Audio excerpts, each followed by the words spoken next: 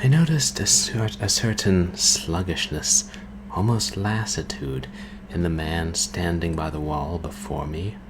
I moved to hail him, and immediately realized my mistake. He was not sluggish because he was a reanimated corpse. This he also was. He was sluggish because he had not seen me, and the instant he did, he drew out a musket and began to chase me while shooting it. Very quickly, without reloading, I might add. I suppose this is one of the many skills one develops when one is a reanimated corpse. And this concludes another chapter of I See the Dead Folk Arising by Creedence Clearwater Revival. Perhaps we'll continue that next week. Today, it's another Short Horror Saturday here at twitch.tv/purblindgamer.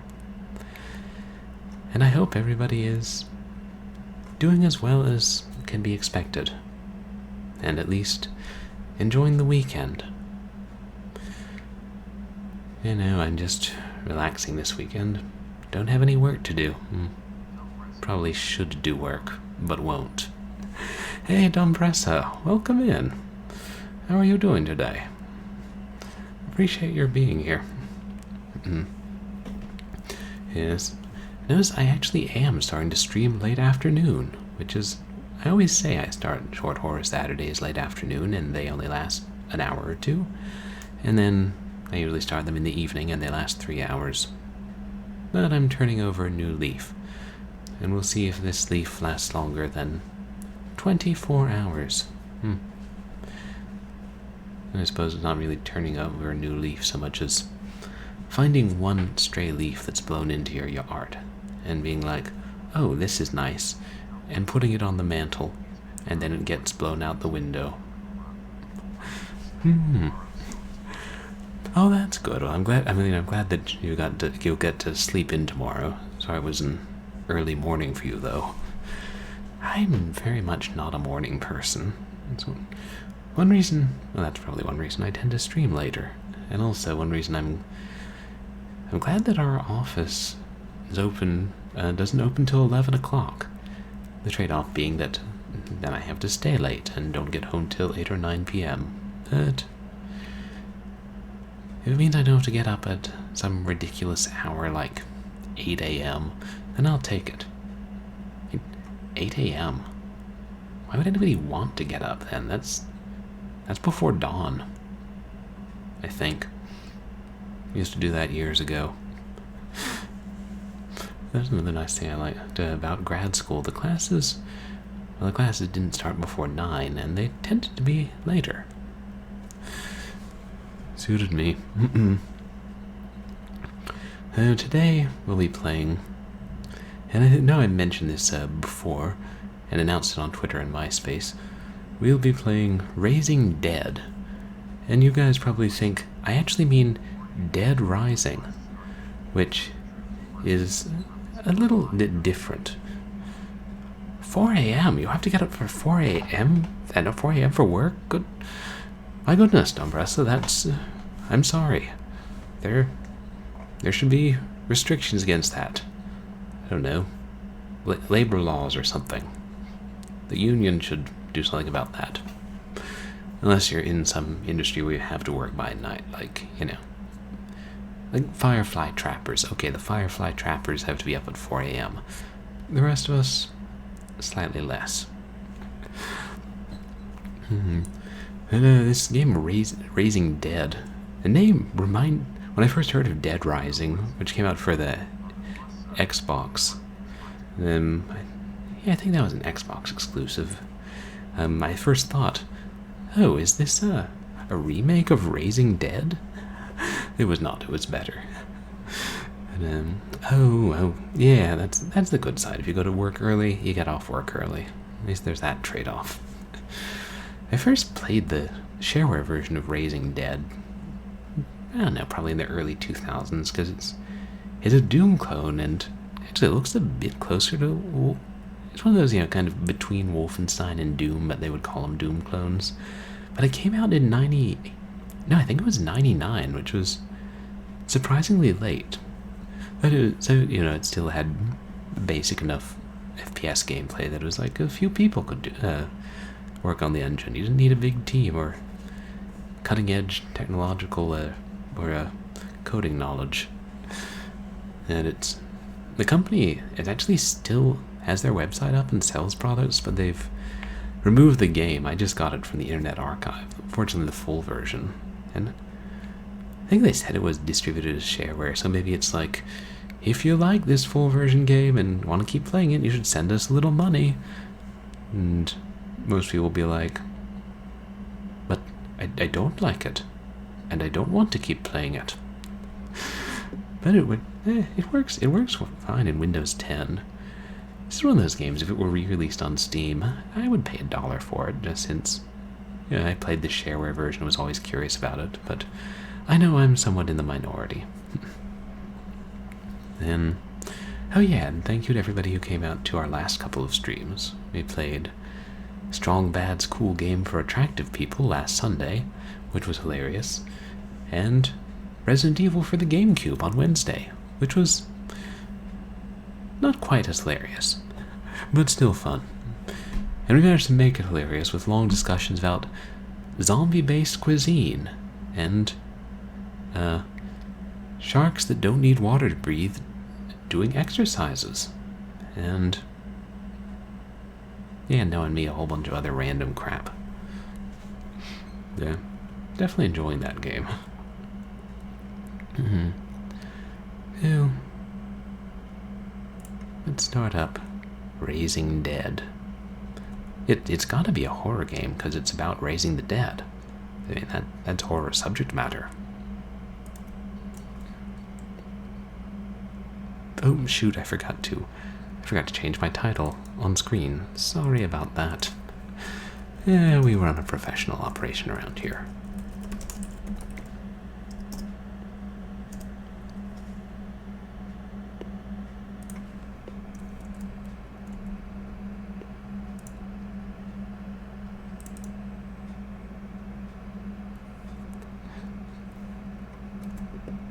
Capturing all right. Yeah.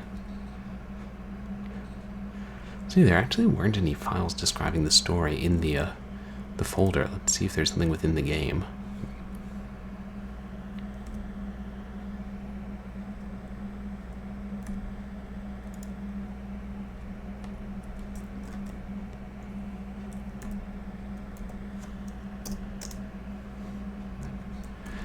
Did I mention that there's a special place in hell for any bastard who codes a game with red text, especially on a black background?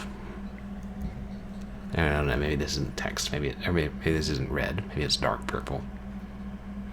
Whatever, it's low contrast.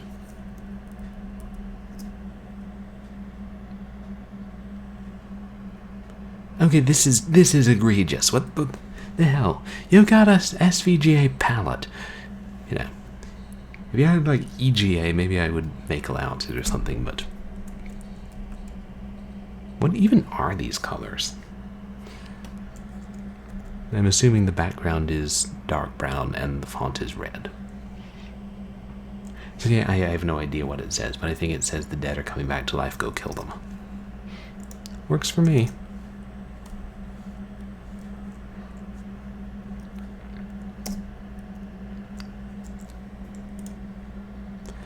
And this game does have mouse control, but I think I'll have to use the keyboard. Because it's that same... It's weird, because you have to aim up and down in this game, but the mouse control is like it was in, Wolfenstein and I think Doom. Forward, backward, turn. Can you strafe? Oh. Okay. So interesting, you can aim up and down with the mouse if you hold down the right mouse button, but you can't move side to side when you're doing it.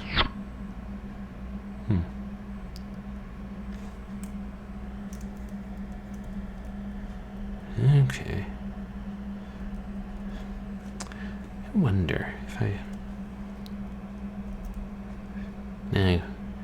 Because you can't rebind the keys, that's another issue with this game. So I could try using the strafe keys in the back and forth, but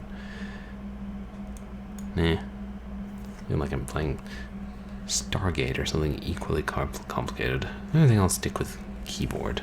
And then you use page up and down. Let's go kill some dead.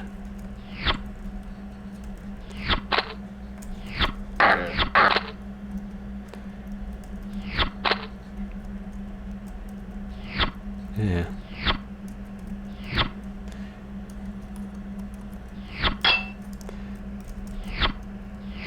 And they have these like all the basic enemies turn into poisonous mushrooms. Is that a little bit loud for you guys?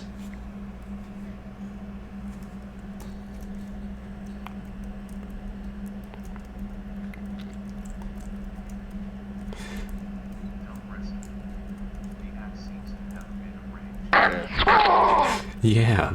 So do the skulls who try to bite you. But yeah. Oh good, I'm glad it's not too loud. Yeah, the axe has a shocking amount of range, and also you'll notice in the lower right corner, the axe has ammunition. Yeah. So I guess it's supposed to simulate a weapon degrading over time. You know, they were probably like, hey, weapons degrade in Witch Haven too. We can do that. And I'm like, can you though? Can you?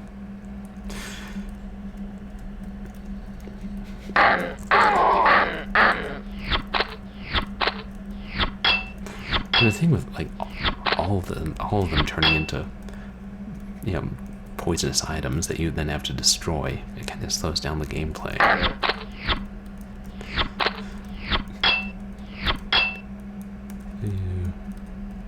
Yeah, I remember. Strategy I found was easiest was to just, for most of the time when I was played the demo 20 years ago, is just aim a little bit down, and so you can hit the skulls and the mushrooms.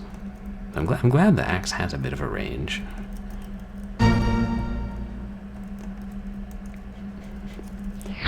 Did that one just appear?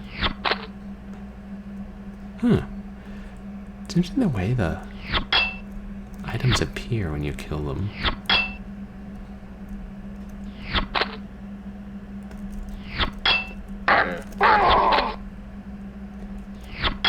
Like, not quite where the enemy was, almost. I think they appear on a grid, kind of.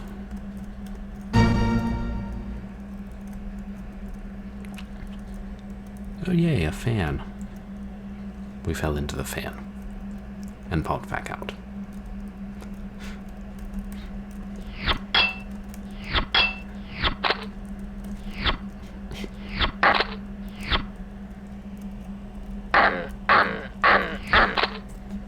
And you know, credit where credit is due. The sprites do look, I mean, kind of decent. Like, so they were 3D rendered, but 2.5D, and they don't lose, not focus. What's the term?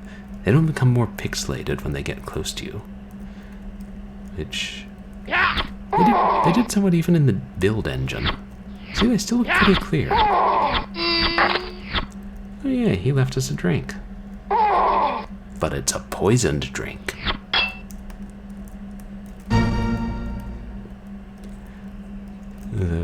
That's one of the selling points for the game, was they said there's high resolution photorealistic backgrounds.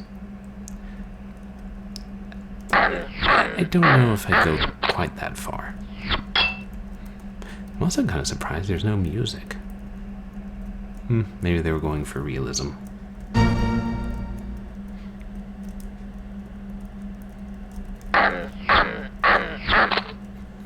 Yeah. And the fact that the axe can hit things 6 feet away is a small concession to realism.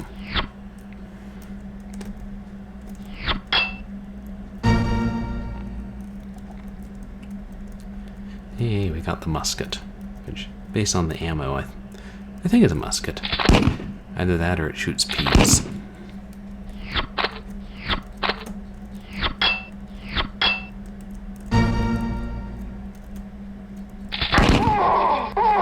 Shoot.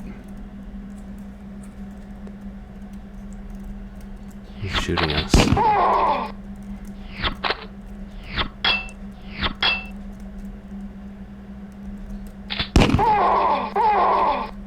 Oh, there I see him. He's standing up there.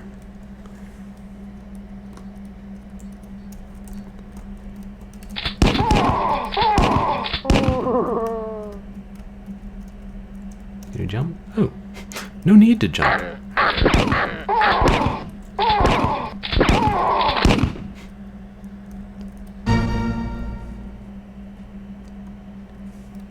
Ooh, exploding barrel.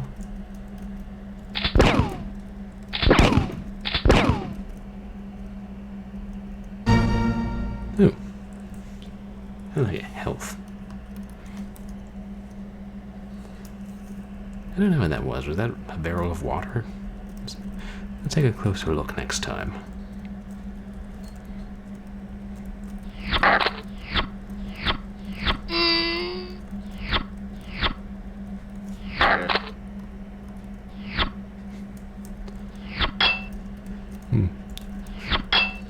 I wonder if there's one of those things where the axe ends up being one of the most effective weapons.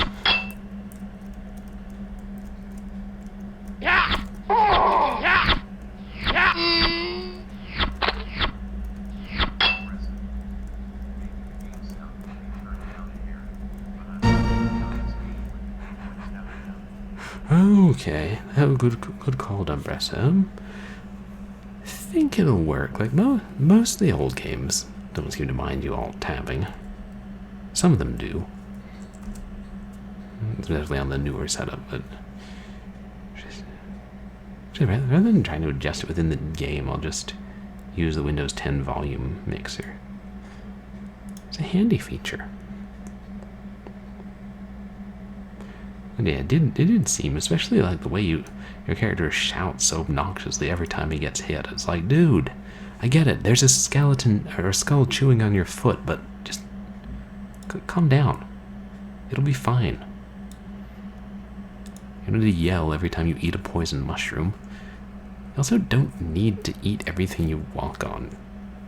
Does our character, like, have mouths in his feet? Is that canon here?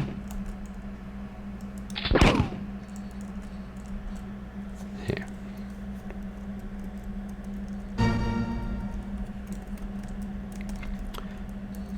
Yeah. Not the strangest thing I've seen in a horror game.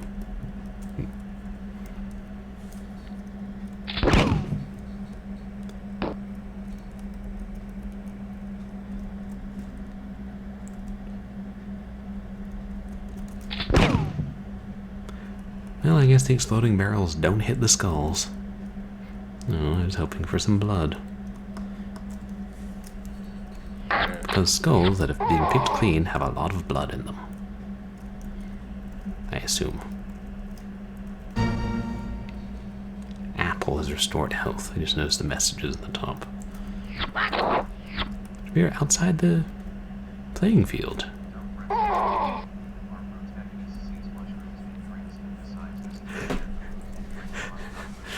Right, it's like the last few times I ate something, I ate this identical toadstool, it hurt me.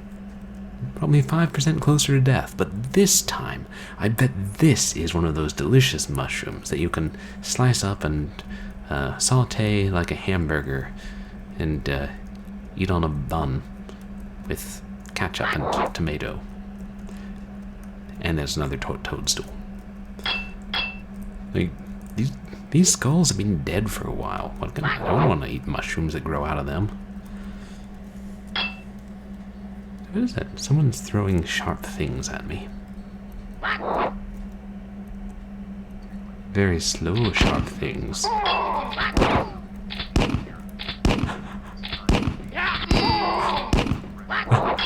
Hey, Tech Link.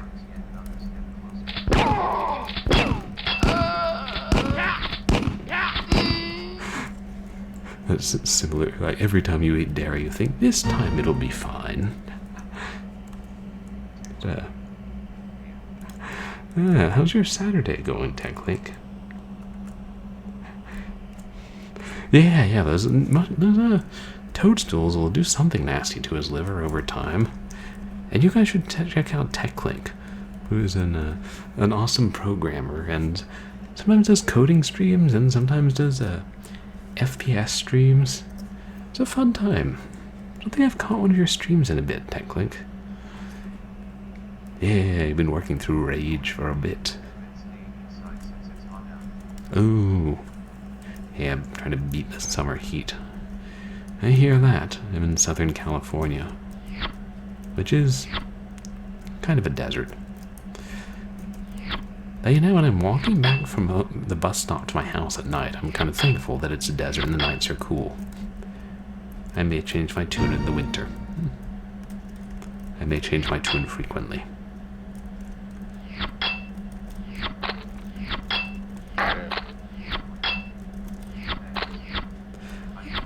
My pleasure. Ooh, you did finish Rage. Oh, that's awesome. What do you think you'll be playing next?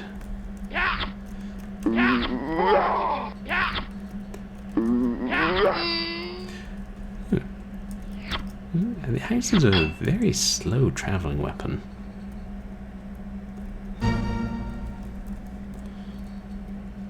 Yeah, I think guns are more effective than throwing axes. Oh! But you know what's more effective than a musket? An AK-47. Tell me I'm wrong. Hey, come to Papa.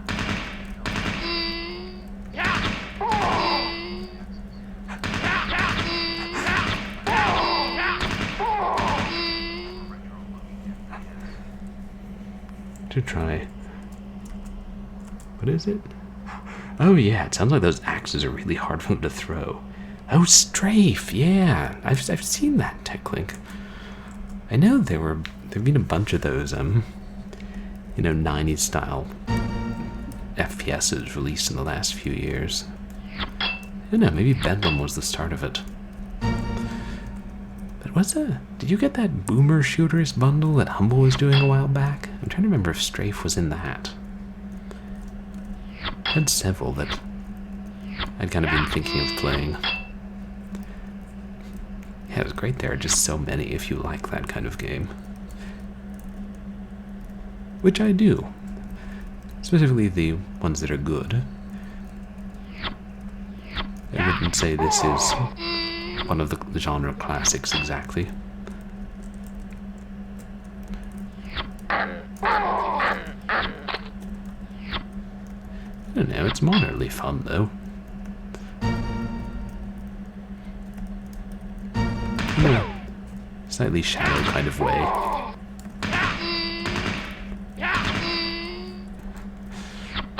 And also, this game is very linear. Like, I'm trying to think of another FPS from the era that's that's linear. Yeah, I hear that. Crafting and inventory, things that make the game complicated. Sometimes you just want to run around killing monsters and people and portly ladies who quack at you while throwing axes. I think that's what's going on here.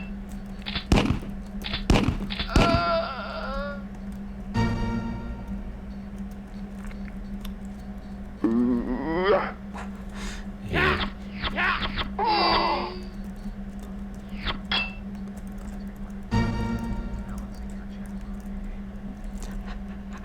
Balancing your checkbook, the game.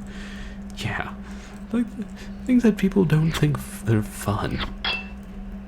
But yeah, like, inventory management, I hear that. Probably one reason I never got into RTS games. Though the community challenge is still going on and y'all can force me to play one. Ooh, they hurt each other in this game?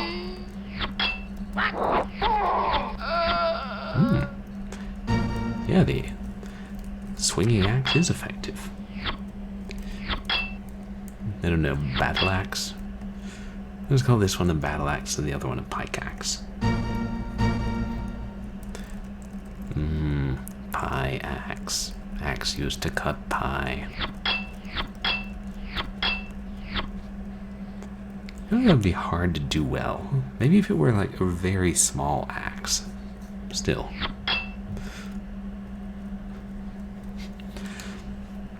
Yeah.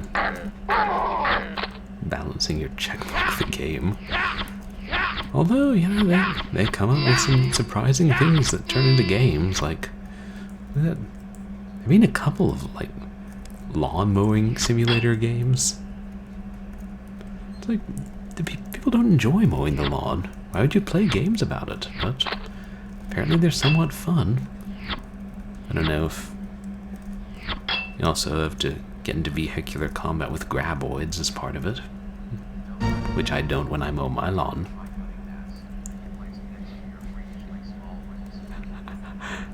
Yeah, like a tiny pie-cutting axe, and what was that? Oh, it's an imp, whatever this game's equivalent is. Yeah, tiny pie-cutting axe and a spoon. I can see that at a classy dinner table. A bold choice, perhaps, but yeah, if you're a master pie cutter.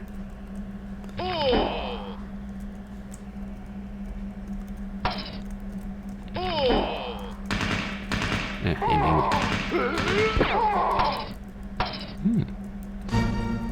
I don't know what those are. We'll call them wizards. Ooh. Yeah, life leech. Whatever it's called. Walking stick.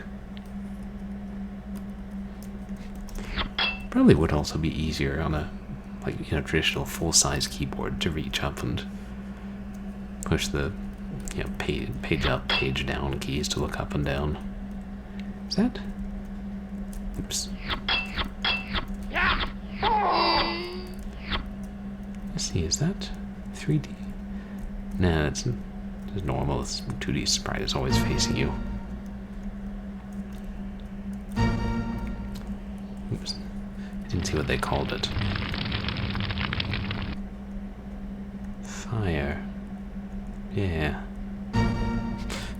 Which only makes noise when you first see it. Not when it's first set, just when you first see it. Video game logic.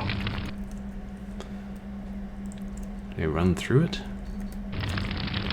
No, I do not.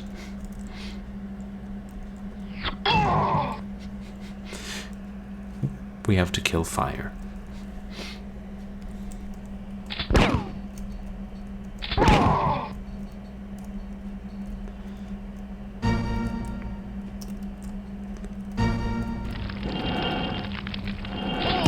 Ah, wizard.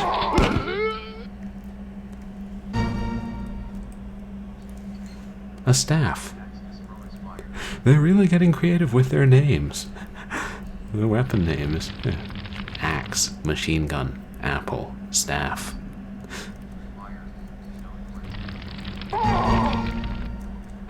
Yeah, exactly. Fire. It's known for its intimidation noises and being killable. With an axe. Okay, let me run through. Oh. We cannot run through the traps. Can we kill the traps? Yes, but they explode. How long exactly have the dead been raised? Because they've got quite a few traps set up in these narrow city sidewalks. Oops. Oh damn, there's a lot.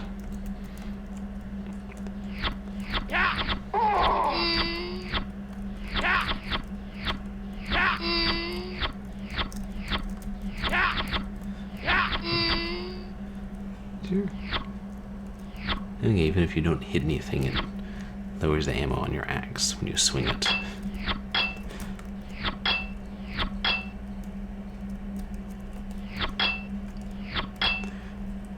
I wonder what those pots are. Beer, maybe. Poison beer.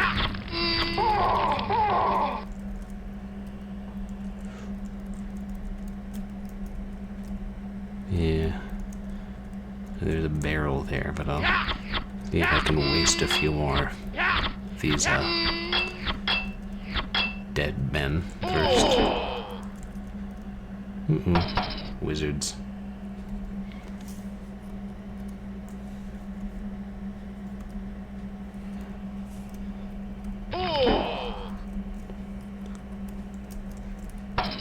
I think that's the best strategy, is to aim where they're going to be, then slide out.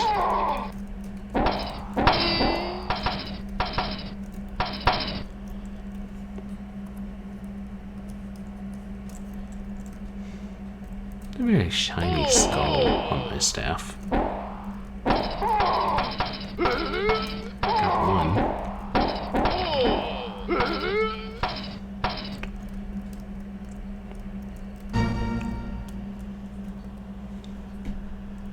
Milk! Oh, okay, we just chugged an entire barrel of milk. And it restored health. Milk and apples.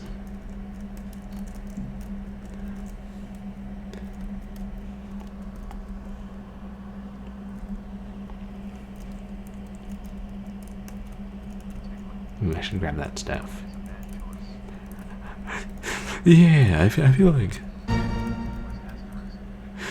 milk was a bad choice. Yeah, if you're lactose intolerant, especially. I also feel like in general, drinking more than a gallon of milk at one sitting isn't going to be good for you. Heck, I think drinking more than a quart at one sitting is a choice I would not make.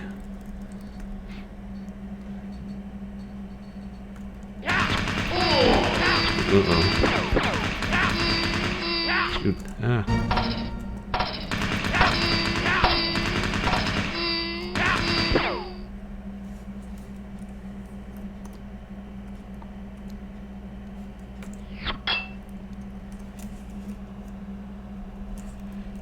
Good. Yeah, wizards.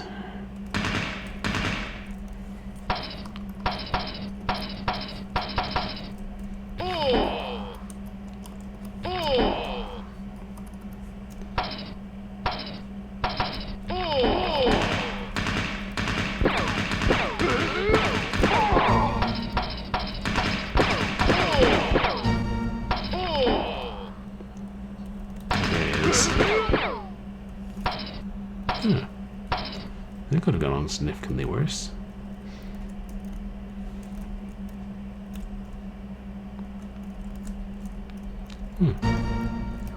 Interesting. Yeah. Yeah, I guess you're right. We're probably supposed to figure out that the wizards raise the dead. And the mushrooms and mugs are... Maybe they transformed mushrooms and mugs into their evil undead minions. And the wizards themselves are dead. It's interesting. When you run, it goes faster when you're moving back and forward, but you turn at the same speed.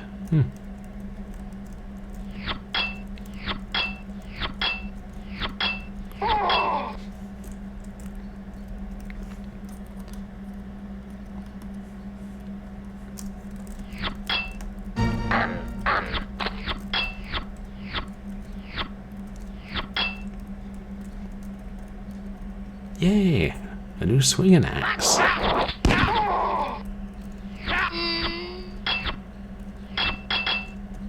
Yeah. And a lady with lots of axes.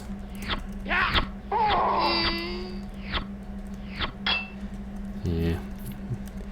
Well, they are definitely clear. The sprites are like 2.5, like 3D rendered, but 2.5D. Oh, there I see him. Musketeer.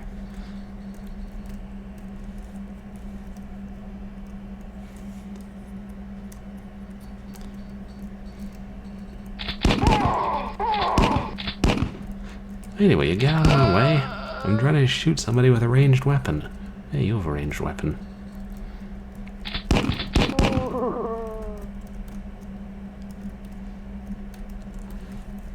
Yeah, I guess we're all full of axes. Pole axe, okay.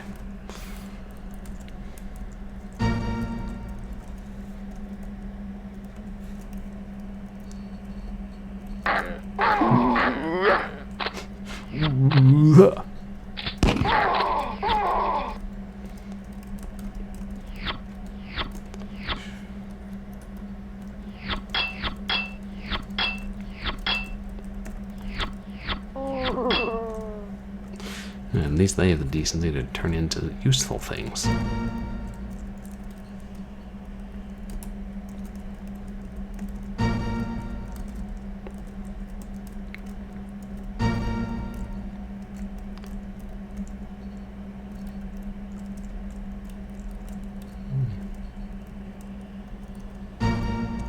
Save that. What is that on the barrel of milk?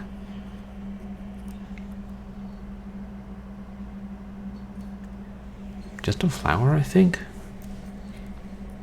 Anyway, I don't know, maybe that's some well-known brand of milk in Russia, or wherever this game is from.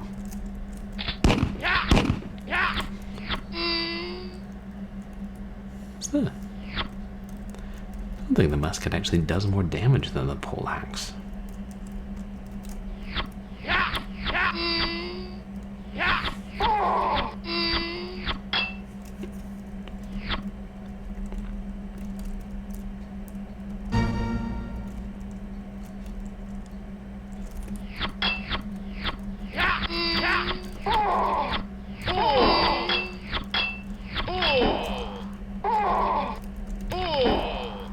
Oops.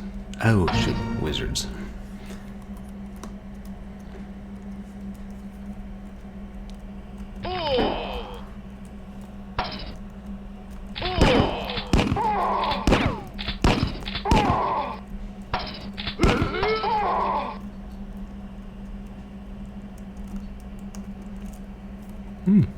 These guns don't have a whole lot of ammo. I mean, all the weapons. That guy not turn into... Oh, I guess because he was standing on the staff when he died, and there was no room for there to be a pot there as well. The one thing that makes it seem grid-based.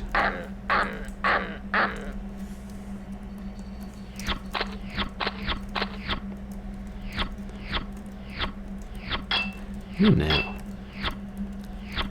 If you had traditional mouse look and you could use the WASD keys, I think it would play a bit better. Whereas then maybe it would end up being too easy, I don't know. Hey, maybe one of the fans of this game will make a mod that allows you to customize the controls.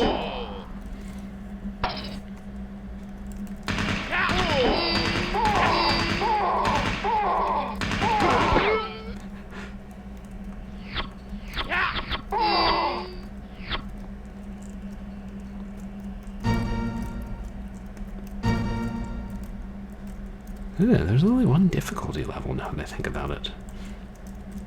One size fits all.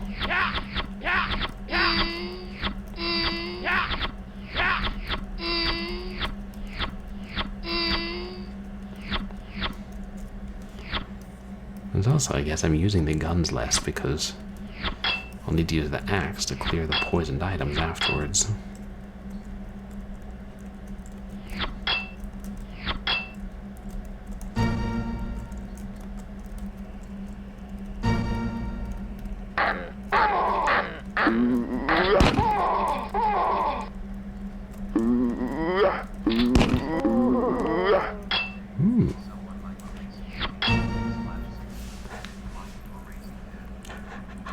Yeah, 32 or 64-bit client for Raising Dead.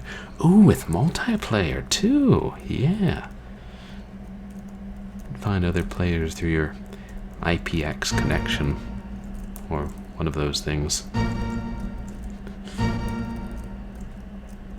And the axe seems to be powerful but slow. I don't know, it is surprising the games that get re-released. I mean, and that mods end up doing, or fans end up doing mods for. I think the one that really surprised me was when I saw that GOG had re-released Last Rites. It was a notoriously bad Doom clone from around this era. It was like really obscure, you would never see a copy of it on eBay. And then GOG re-releases it. It's like, are we just releasing anything we can get our hands on now, GOG? And they're like, Honey Pop came out for Valentine's Day, and I'm like, I rest my case, fat GOG.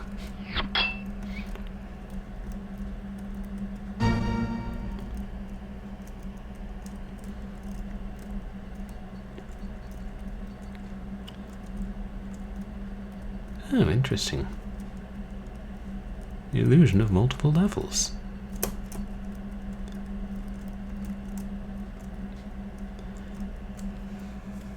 Yeah. But even like the walls all at right angles, and even the way it handles climbing up on those, it really feels like it's more on the style of Rise of the Triad than actual Doom. And I think Rise of the Triad was built on an enhanced Wolfenstein 3D engine. Why do I get the feeling this is a trap? I'm being paranoid. And you can shoot the shrooms.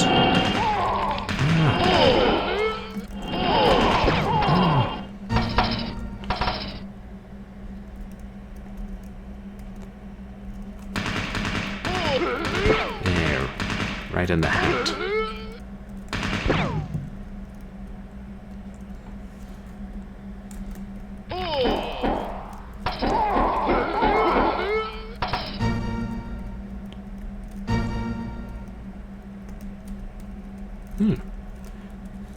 That could have gone significantly worse. One thing I always found interesting, which I don't really know much about it, is the way these kind of indie, primitive 3D engines, like some of them have features that the other mainstream ones didn't have, like but are still like overall less advanced.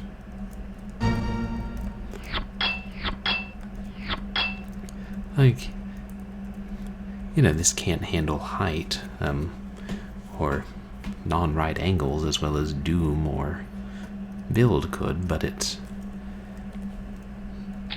the monsters don't get pixely when they get close to you. Does anybody know the technical term for that? I'm sure there is one. Oh, exit.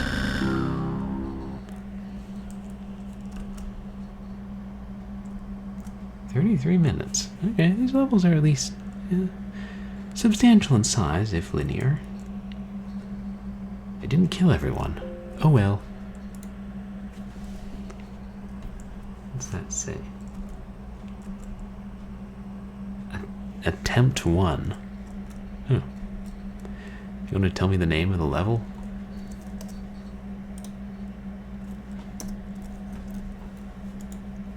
You gonna freeze on me?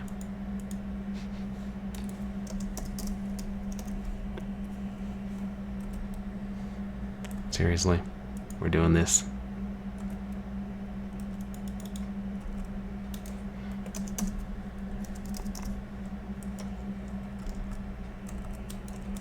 Oh, there we are.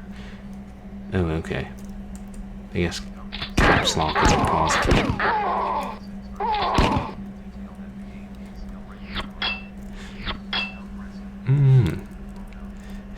Yeah. Yeah, it scared me for a moment. I think one of the keys I used to zoom also must pause it or something.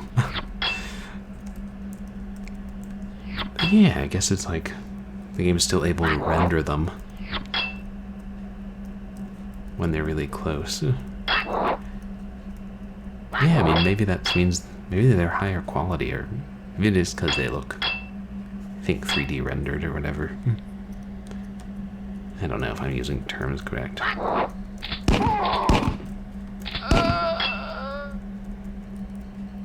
shoot, but then if she dies on the mushrooms, she doesn't leave an axe. Two-edged sword. One-edged axe.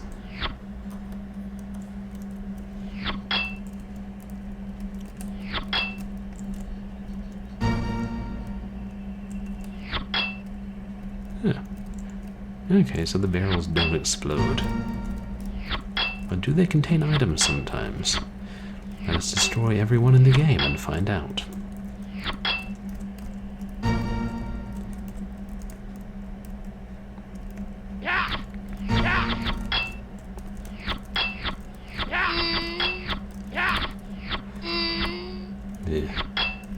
The AI is pretty basic too.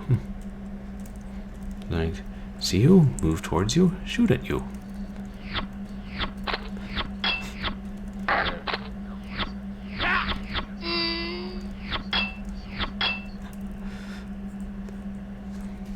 With rolling into stuff in the Souls games. Like, I haven't really played the Souls games. Like, what happens when you roll into stuff? Your axe lady.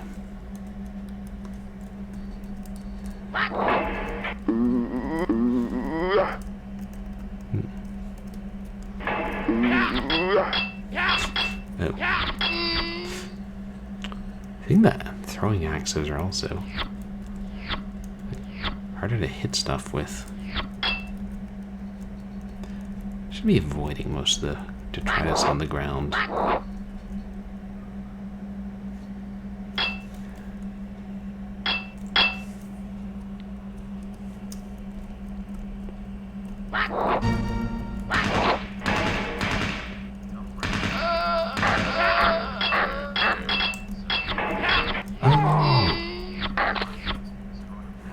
Oh, okay. Yeah, that's cool that you can destroy barrels and things in Dark Souls and sometimes find items. Yeah, I always think of arcade beat 'em ups. Well, beat 'em ups in general like that.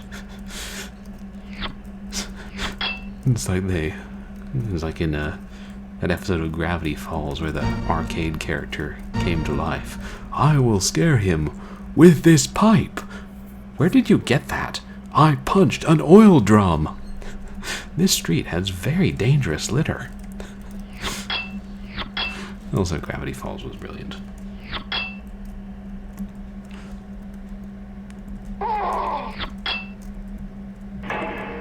Okay, the door's auto-open.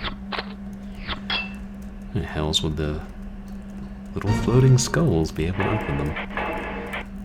They never move above the ground. Maybe they're sort of crawling skulls.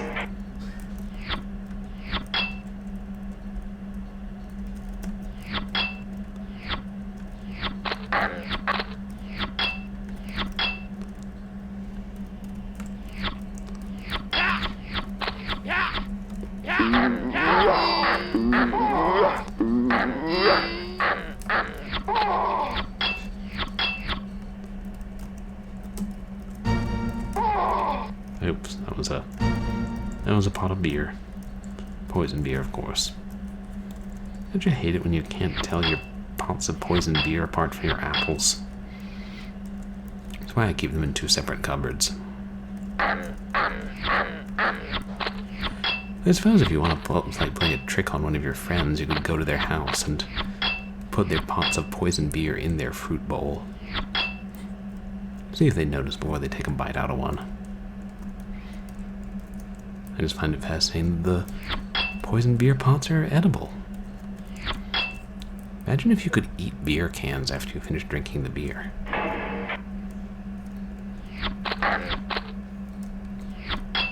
Those musketeers.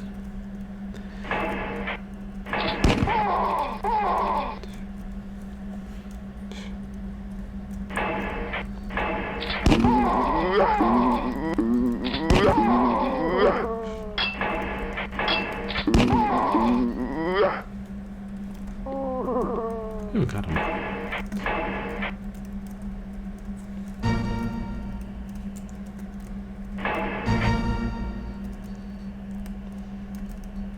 Is that a teleporter thing? Or a switch? Right. Yeah, just like our protagonist. This apple tastes like a mug of poison beer, but it was definitely in the fruit bowl. Better have another.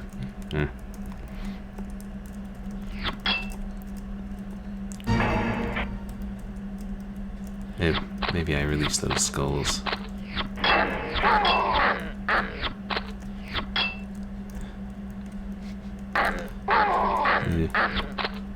I don't think our protagonist is inordinately bright.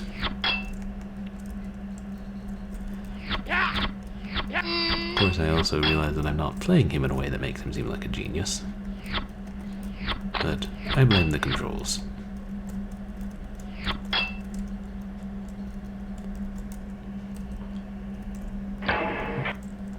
These switches open something.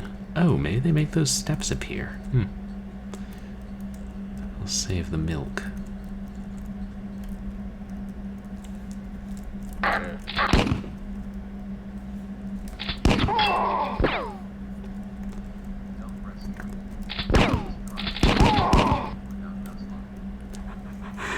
Yeah.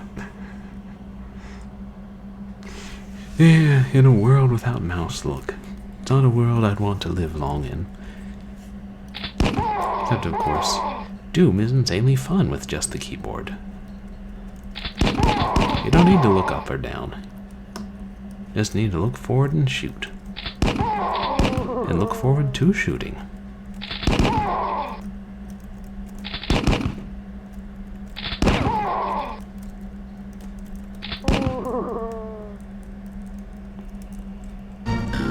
Ooh, a key.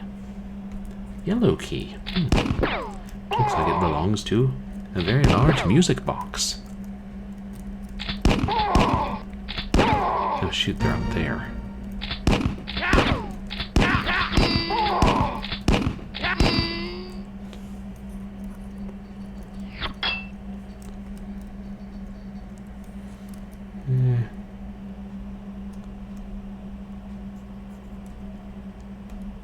And that was the AK-47.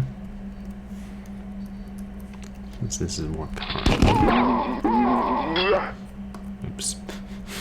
There was a definite delay between throwing the axe and it actually traveling. I swear, those saw blades that come hurtling towards you in Heretic go faster than this. I need that milk. Yeah, you got one.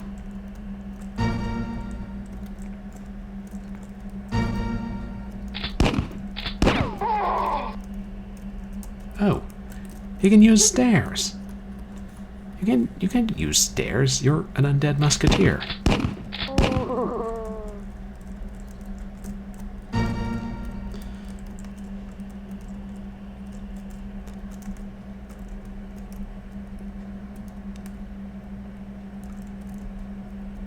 There's nothing much up here.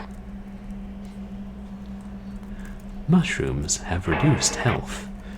That's good. I don't want the mushrooms to have a lot of health. Stupid mushrooms.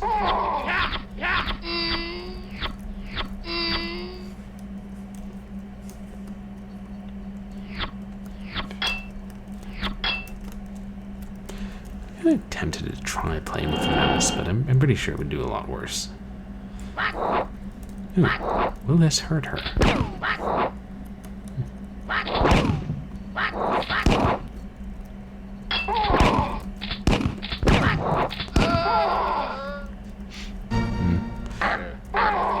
No, but getting shot with a gun will.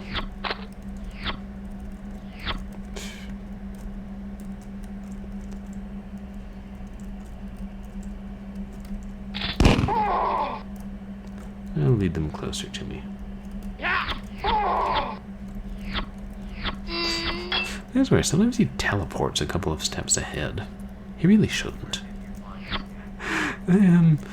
It's on the Internet Archive. I just remember, back in the day, I would see it on shareware sites and downloaded the demo. And like, browse through CNET or something and like, another exciting shooting game like Doom. Oh, I'll download that. Well, it has the same perspective of Doom, there's no denying that. I don't remember if the price was, I kind of think the price was $20 for it. Which, if I'd paid $20 for this when I was a kid, I wouldn't be too happy, but maybe if it was 10. And I think it's 10 levels long. Oh, there they are. It's a little more reasonable.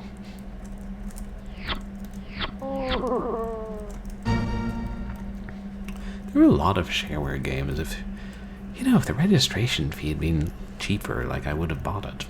Except, of course, for a lot of them, they were going to send it to you on floppy or CD-ROM, and that costs money. Yeah. Sometimes on stream I'm going through and exploring games I knew about in youth but never actually played.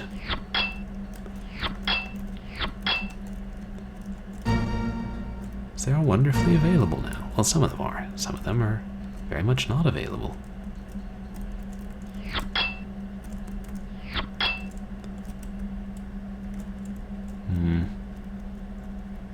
Oh, this doesn't look like a trap in the slightest. Why do you ask?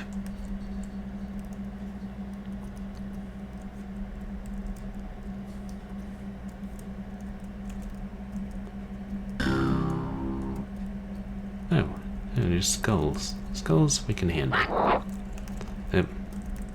Axe ladies we can also handle.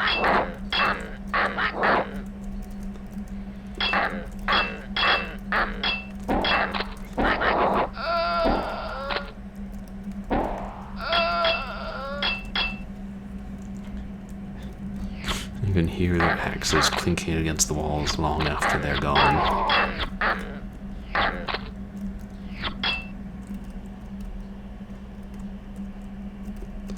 Yeah, that wasn't so bad. Wait, was that an apple? Yes. Apples and milk.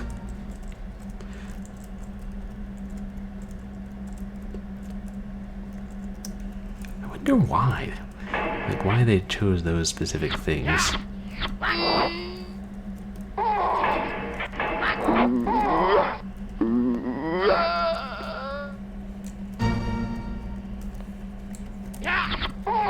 It auto switches every time you pick up a...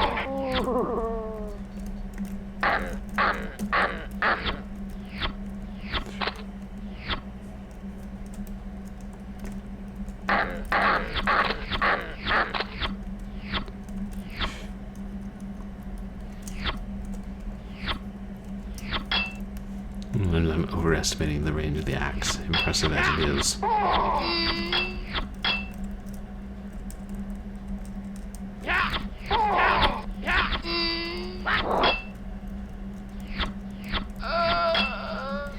Yeah, they don't seem to navigate corners so well. Especially the slow ones.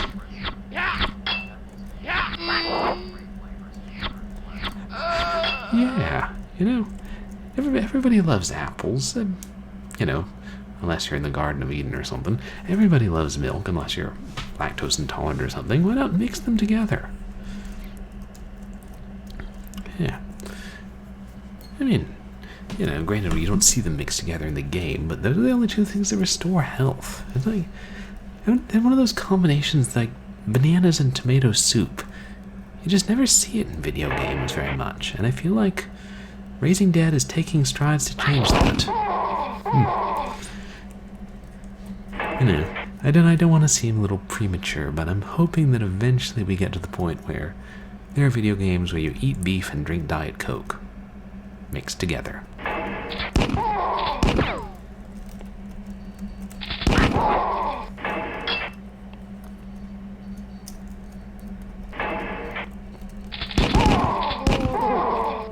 Oh shoot, is that something way far away? It might be another one. Oh yeah. Fortunately, we have milk in reserve.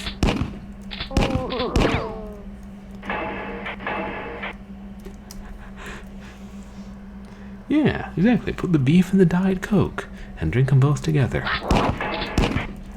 Oops. Oh, I fell down a step.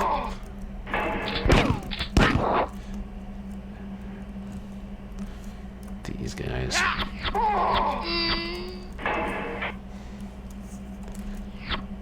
I don't know what they are. So does it tell us what is in the cup? Drink! Oh, it's drink. Yeah, we're getting really creative with some of our items now. It does make sense. One does put drink in cups. Once again, I begin to wonder whether, in fact, English was the native tongue of these developers.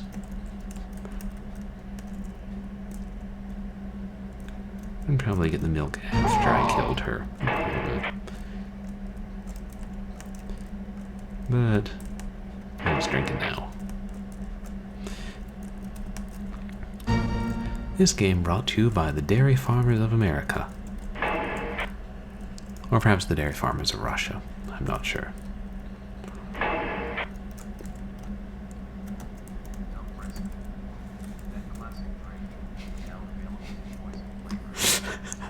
Yes, drink. You've had drink many times before, but have you ever had poison drink? Well, now you can, anytime you kill a zombie.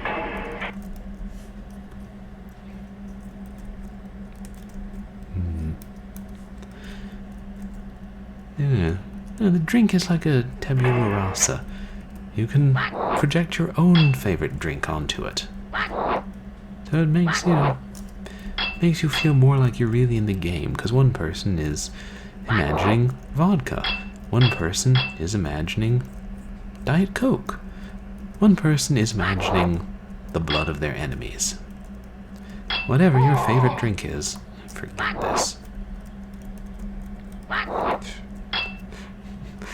Also, you change height so much when you go up each step. There are very large steps in this world.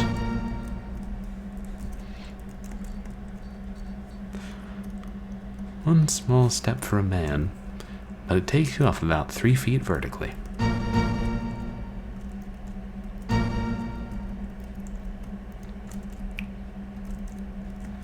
And not gonna fool with the barrels.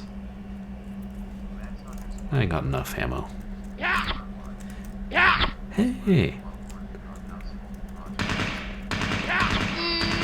Nice game room. Thank you so much for the lurk. I'm doing alright, thanks. How are you doing today? Hope your household projects are going well. And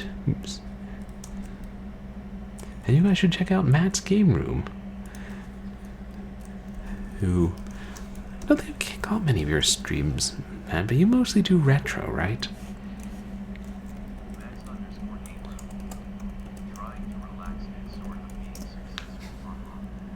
Oh, trying to relax, that's good.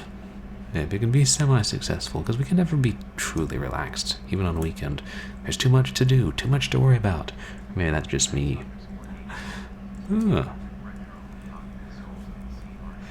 Oh, yeah, you do all the original hardware and NCRT TVs, that's awesome. I would like to stream on using a CRT TV. So far, I've only tried streaming like on a flat screen TV with the camera pointed at it.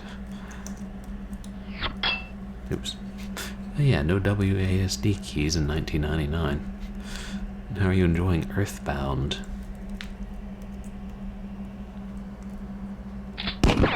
Hey, who's shooting at me?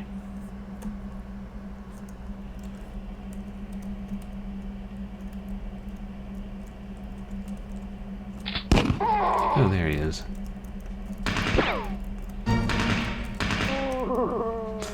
It works.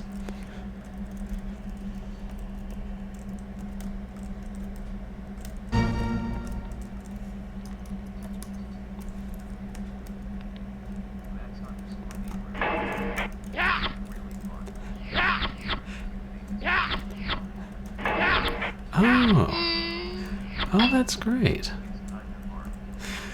Oh, it's one of the hard RPGs. It's nice the community's been helpful. Like, I've been playing Resident Evil for the GameCube, and parts of that are hard. And so far, the people who've been hanging out and know the game are really good about giving limited tips and just enough help to get me to keep advancing.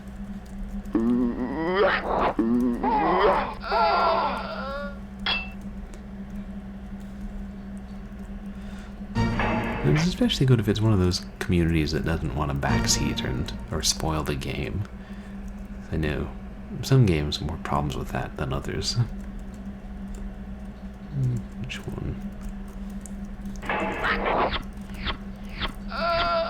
Don't quack at me, lady. I seem to be getting the hang of it.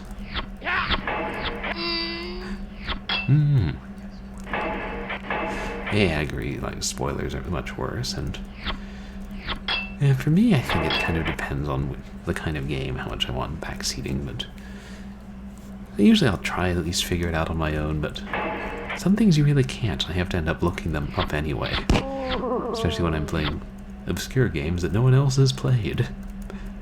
Like, chat, what do I do? And they're like, I don't know, I've never heard of this game. You sure it exists? I'm like, I've been playing it for an hour and a half now, so I'm going to have to answer in the affirmative. I swear that guy just teleported.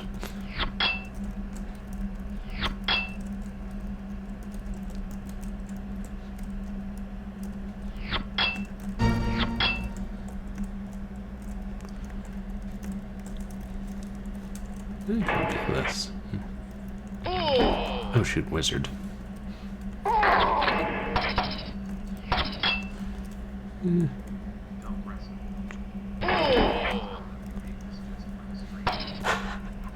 Yeah, you know, if the game's obscure enough, and especially if it's one that I have the only copy of, there's no copy online, I can just be like, yes, I coded this myself just for you guys. And they're like, then why do we have vague recollections of websites mentioning it back in '97? And I'll be like, oh, I don't know. Time anomalies, false memories. I suppose the other option is I could just learn how to program and make a game and debut it on stream. I always kind of thought I would learn to use it, like Click and Play or FPS Creator or one of those simple things, try and make games. Never did. Maybe Twine. Figure I could at least pull off Twine.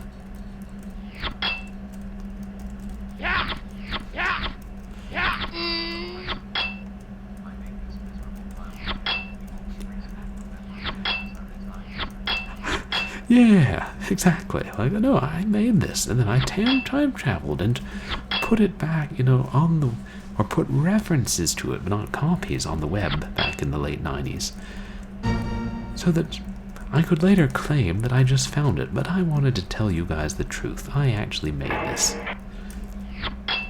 And everyone's like, well, if you went to the trouble of learning how to time travel, couldn't you just have gone to the trouble of making a better game? And I'll be like, you people just don't get it. Yes, well, I suppose that's about what I expect from people who spend their lives going through time one way. Did the door just push the musket balls out of the way? Yeah, Twine does seem neat for visual novels or basic storytelling. It was really accessible. So I took one class in grad school. They had us mess around with Twine just to get the idea of, like, you know, interactive stories being a series of choices.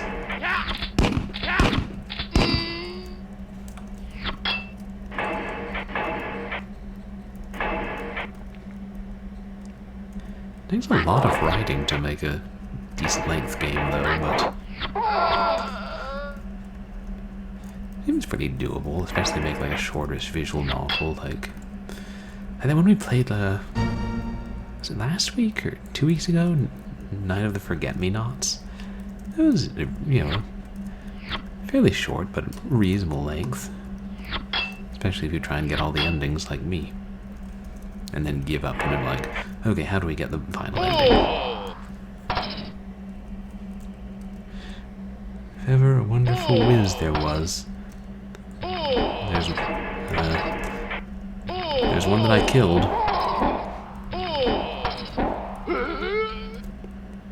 See, I don't do corners very well. Oh no. Staff's gonna spawn on the mushrooms.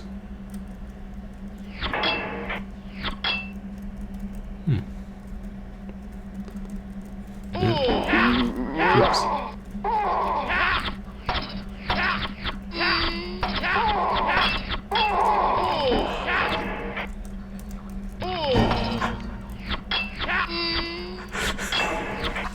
That's funny. Yeah, I love the Spider-Man panel. It's just the internet yelling at me. Be like, hey, don't build janky games and time travel just to mess with us. And they're like, the time travel is part of the experience of the game. And they'll be like, then why didn't you actually release it in the 90s? And I'll be like, cause that wasn't my artistic vision. And I feel like you all should know that at this point.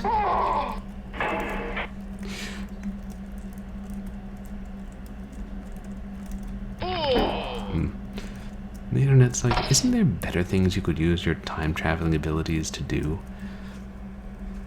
Then I'll be like, go back to Babbage's in the late 90s and buy every big box game and then make a fortune selling them today?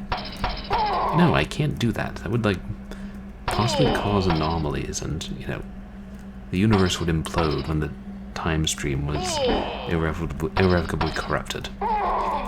Don't you guys care about the universe imploding?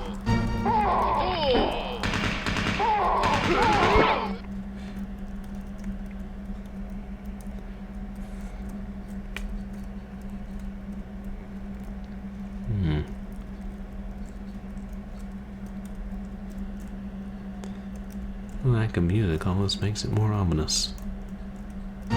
Almost.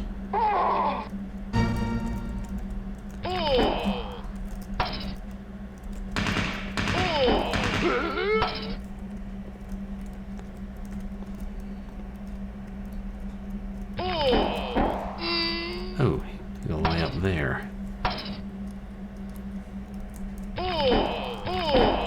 Two of them.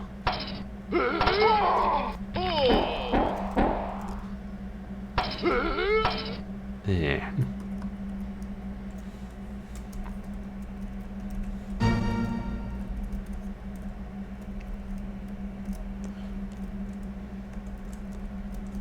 I keep suspecting a trap is going to be sprung.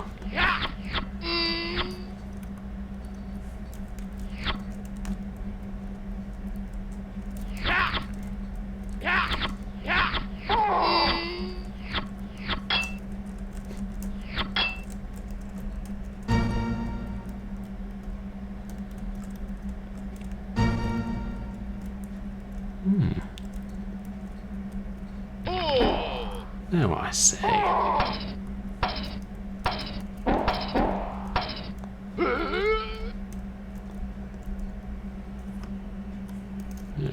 Wow, that's as far as I can look down. That's not as much as I would have expected anyway.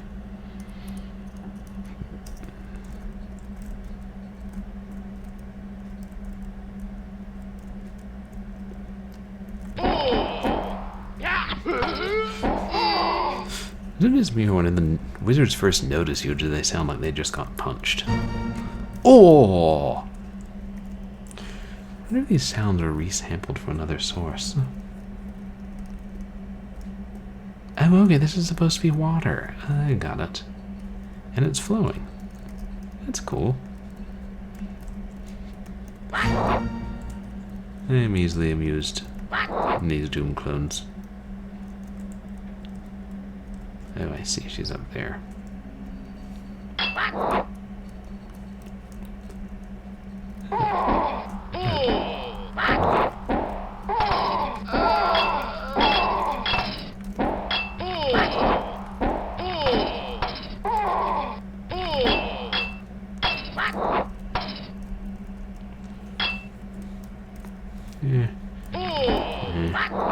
Musket's weaker but quicker. It's a bolt-action musket.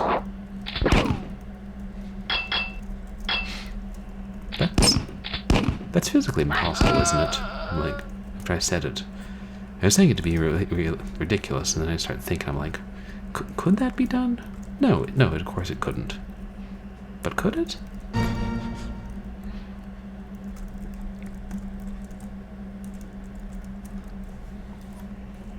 Oh, a key.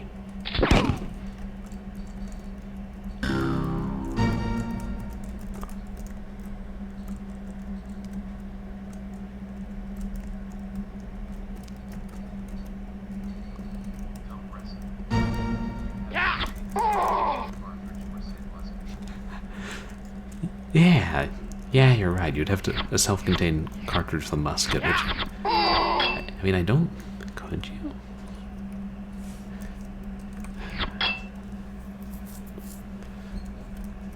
I don't think you could. It's hard to envision it. It might. I mean, it wouldn't be practical, but maybe it's possible.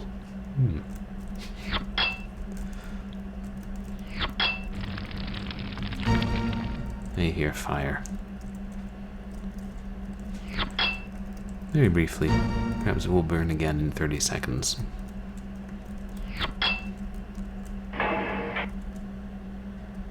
Oh, hey, there's the fire. They must have heard it through the wall.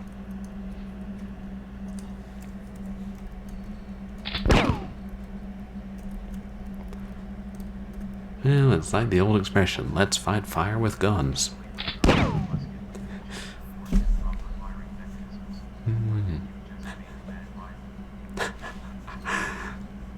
Right, if you fit the musket with an ejection port and everything, but as long as the barrel doesn't have rifling, it's not a rifle. Of course, I don't actually know exactly what the definition of musket is. I'm just kind of using it to mean like any gun that shoots round bullets, like between the arquebus and the rifle. That's not exactly a nuanced definition. But also, what would it be? Have to feed another self-contained cartridge in.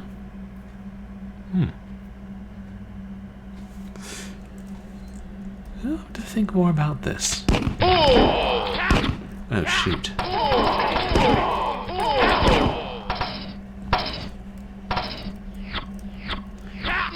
Should have expected that. Oh well.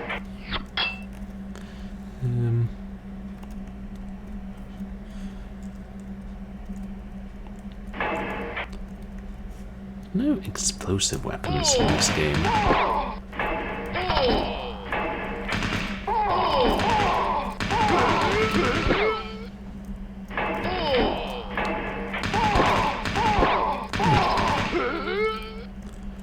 Okay.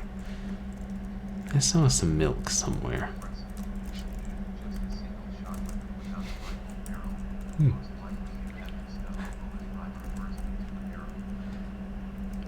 Yeah. I have to stuff the bullet primer into the barrel. Yeah, and would it be something that...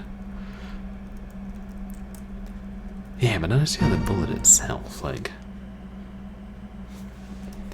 really wouldn't need to be like there wouldn't be any need for it to be bolt action unless it's muzzle loading. Yeah.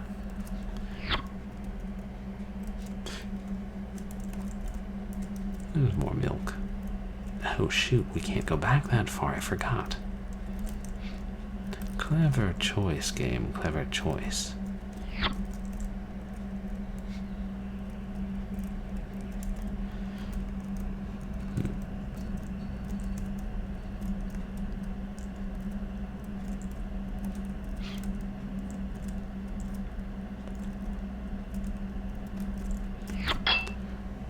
Well, I think there's only one more wizard.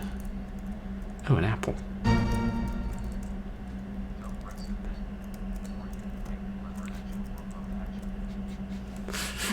Yeah, a pump-action musket.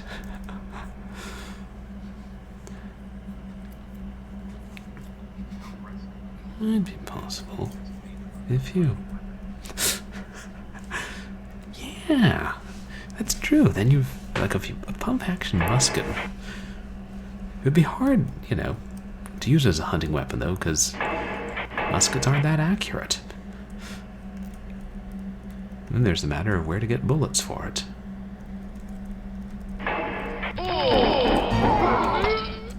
No. Oh shoot. Not letting us get out until we kill them all. Fair enough. And we'll kill them all.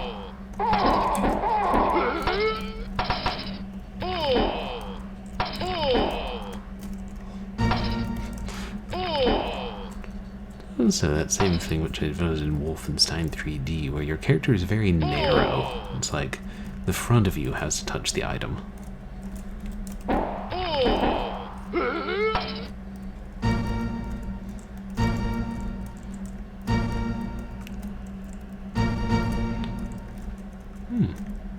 Well, I made it through in one piece.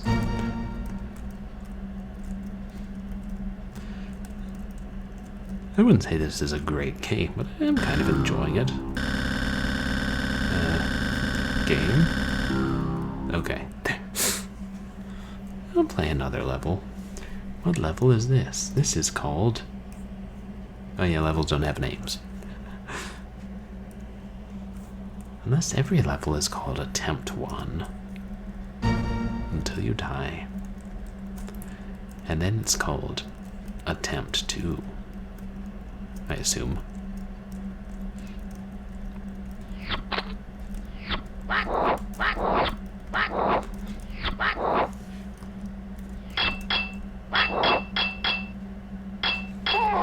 Ooh.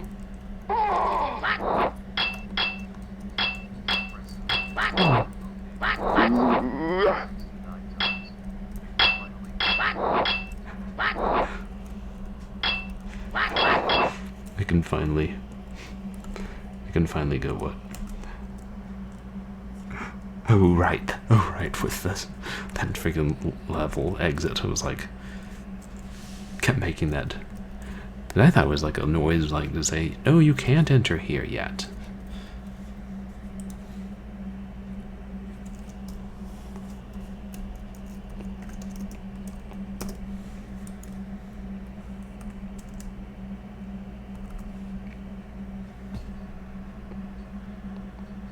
What exactly does this game use the caps lock key for? Okay, good. Yay for autosave. But you can't manually save.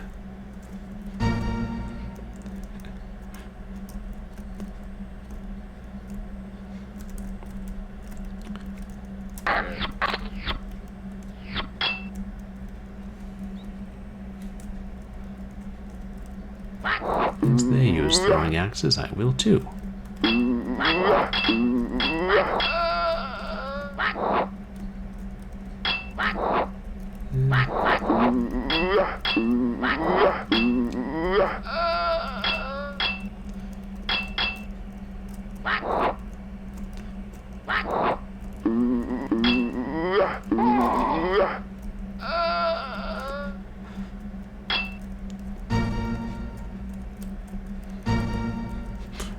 At least it's fun to watch their projectile travel.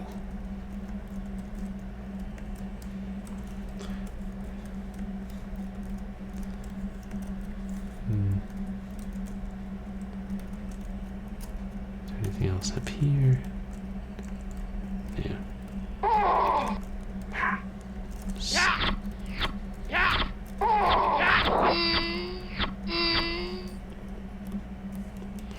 Oh, axes.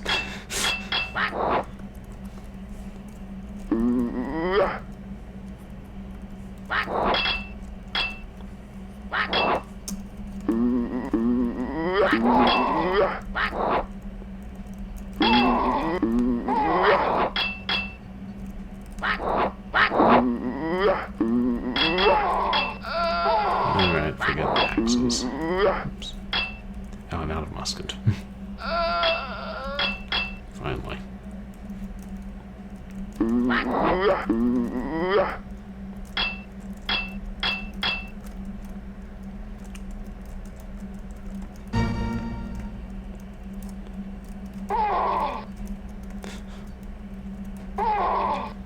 Oh, that was drink again.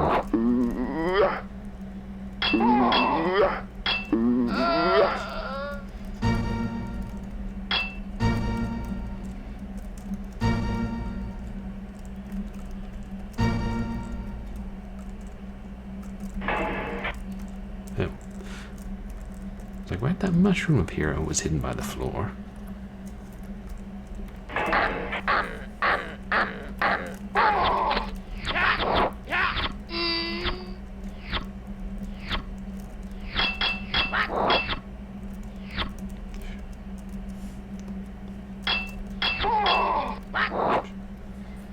I swear.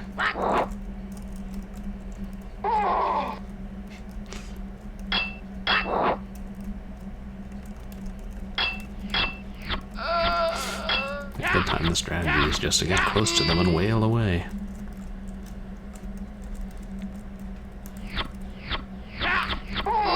Yeah, that guy tried to outflank me.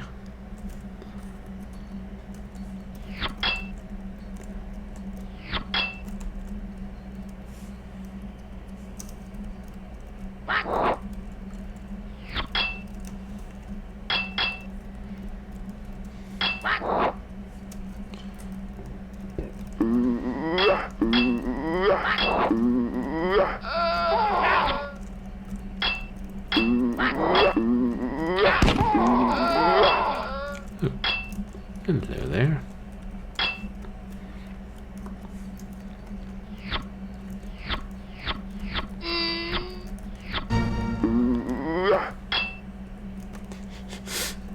I just destroyed a drink with an axe.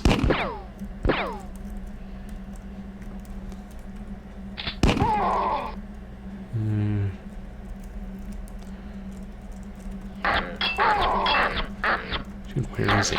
Oh, there he is.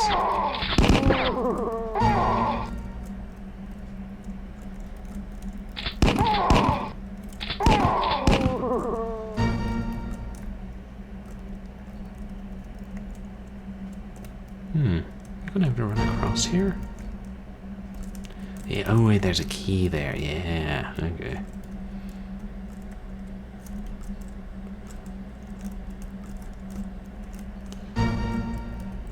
Oh, it's lower in health than I realized.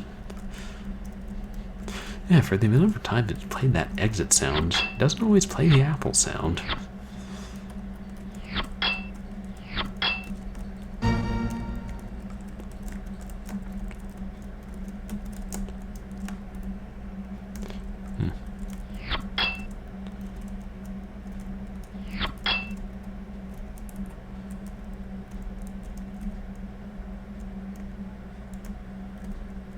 Oh, wait. Maybe this is the way through.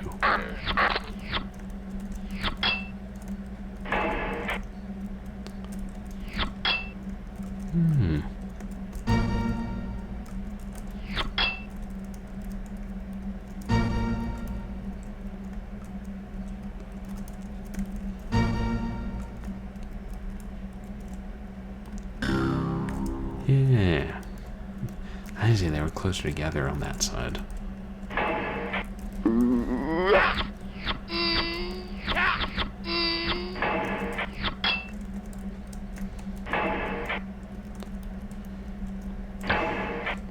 Yeah, it's pretty much only switches and teleporters and doors.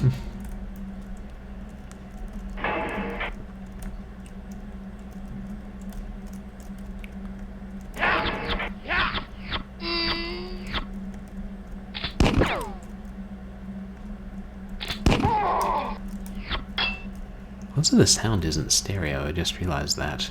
There's no way to, it's like all mono, there's no way to tell where it's coming from.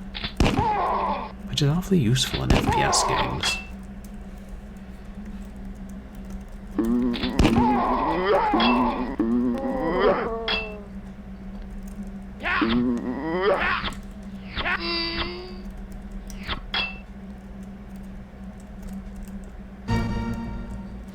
Seem to be in caves or something. It makes sense there are mushrooms here. In the city streets, arguably less so.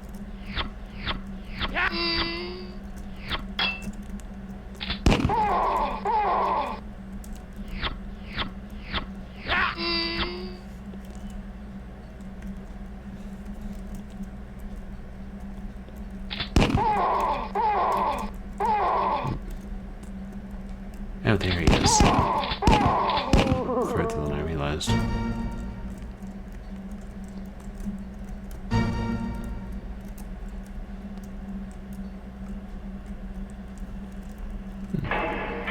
It's not easy to gauge the distance as much by the noise.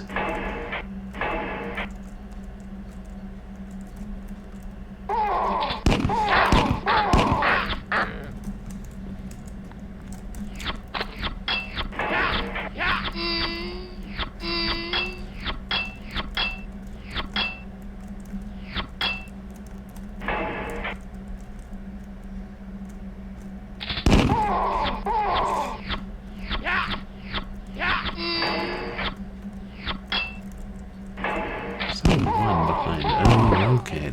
Oh, they're using the pillars for cover, I guess.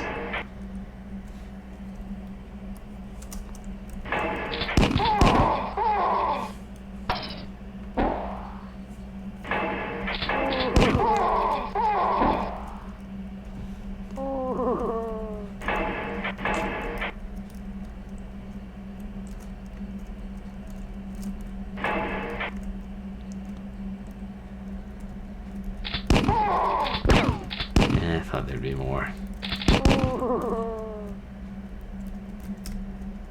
Makes sense, they're using older guns if, you know, they're dead.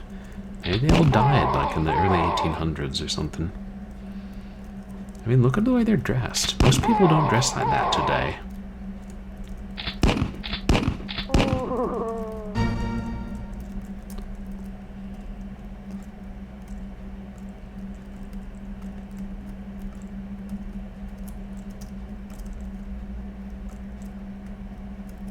Oh, milk. We'll have to save that for later. There's no way that barrels of milk would spoil buried deep in these catacombs. Maybe that's because it's, you know, infected with just a few drops of the zombie virus. Just not enough to turn anybody. Just enough to keep the parasites from forming, or from spreading, and of course then you end up getting zombie germs, or zombie resistant germs. And be careful when you mess with science. And how well can people's livers handle that? It should be if you don't pick up the milk within the first 10 minutes of the level and the apples within the first half hour of the level, they start to go rotten and run the risk of decreasing your health. Wait, where am I supposed to go?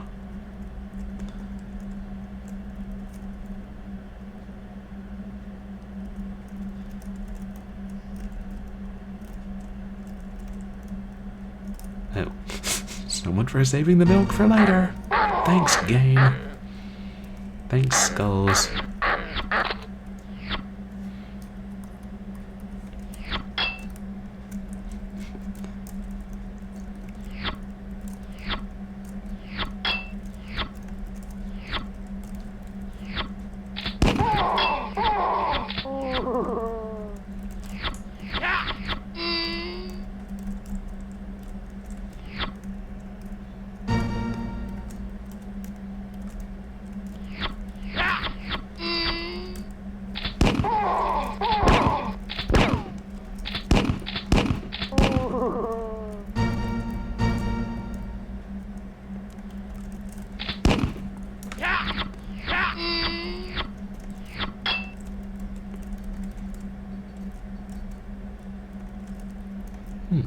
Oh, wait, my health is full. How'd that happen?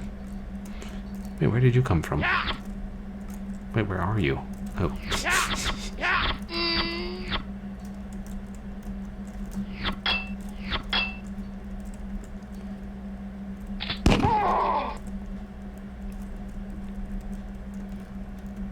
a little weird about the walls texture, I just noticed.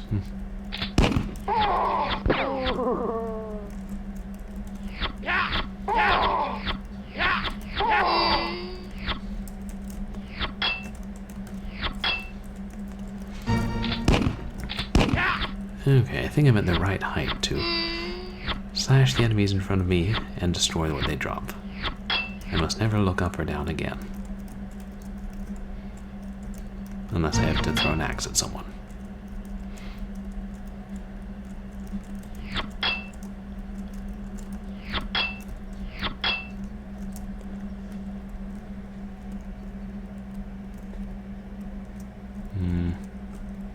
Oh.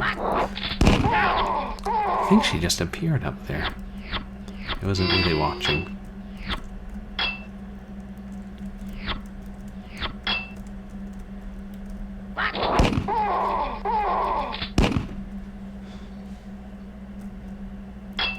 Hey, where's the guy with the gun? Oh no, I see him up there now.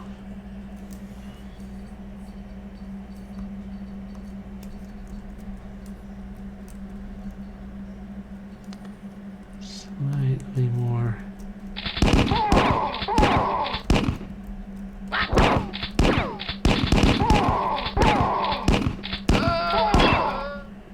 I think there's two of them.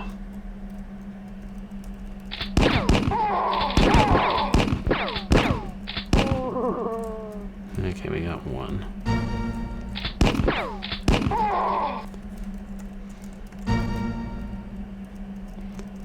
And this is a better angle for us.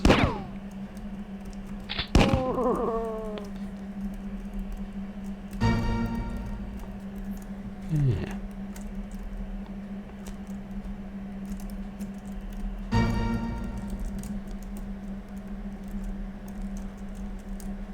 Need a blue key.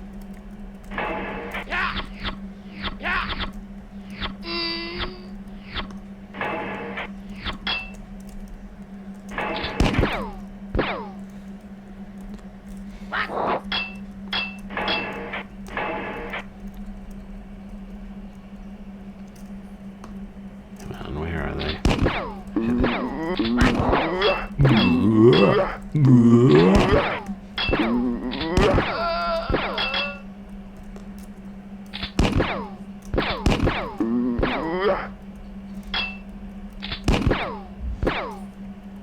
Oh wait, there's a way out. Shoot.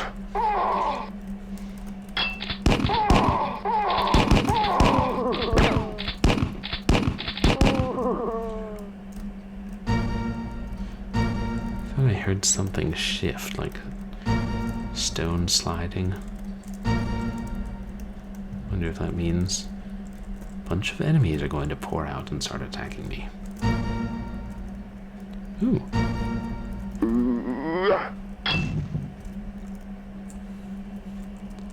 Or machine gun.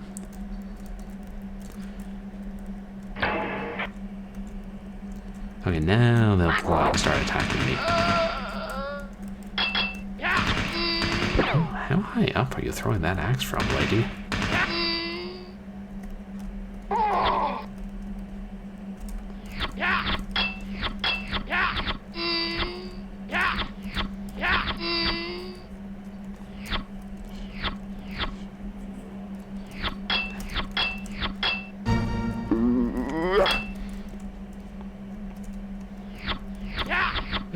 There's a bunch of them. One at a time, lads.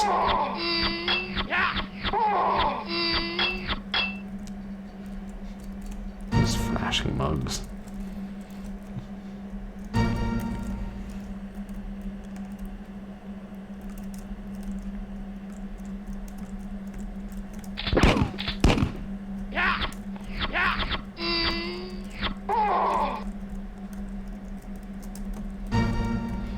I'm being less careful about hitting the items now, because I mean the poison items, because it does slow the game down, and they seem to be giving us reasonable amounts of health.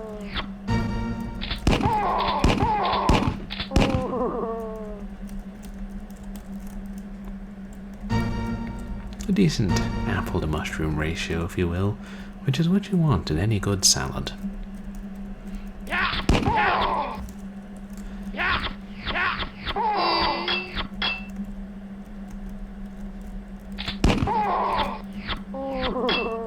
Ooh, another key. Wouldn't it be nice if the keys from one level worked in the other levels?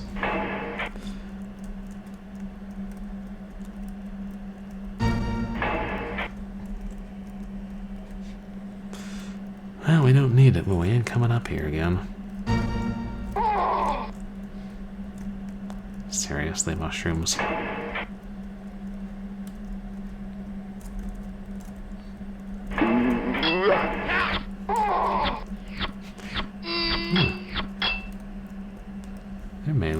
almost as long as mine. I see a wizard. No, I heard one.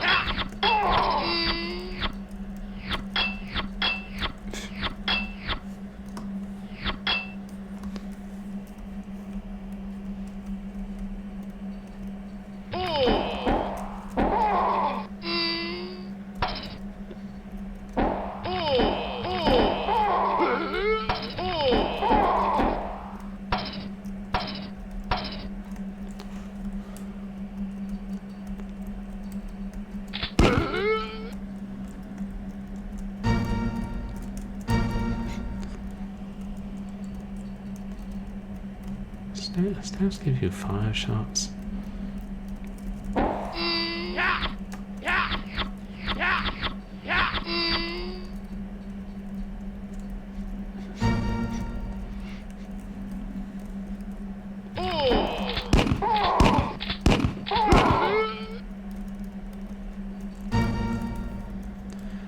I mean, I'm just using my most powerful weapon.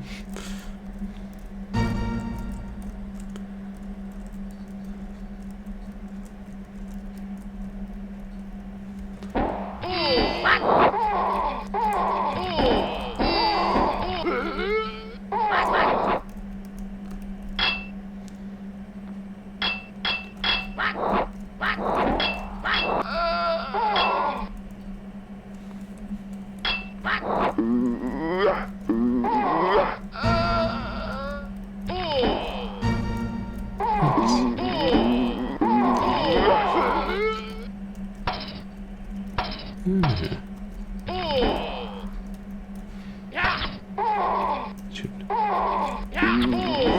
Did not notice that guy.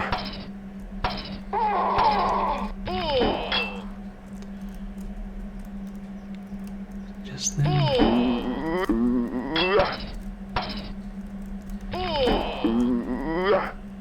Such a delay. Got him.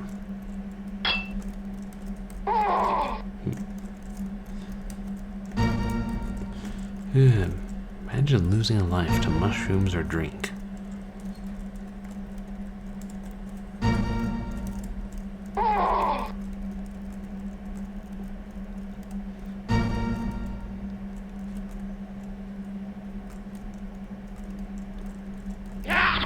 Oops.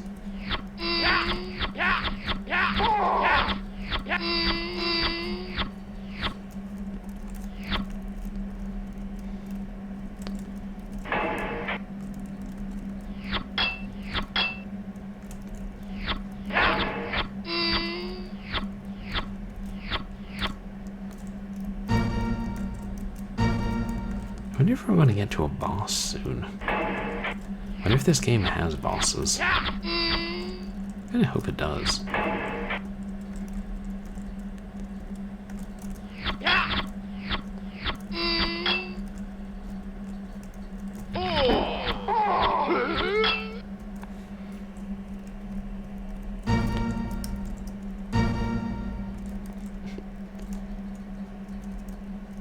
Secret door. Ooh. It's not very secret if I found it, is it? Huh. It's also not very secret if the switch to open it is about 10 yards away, underneath a machine gun clip.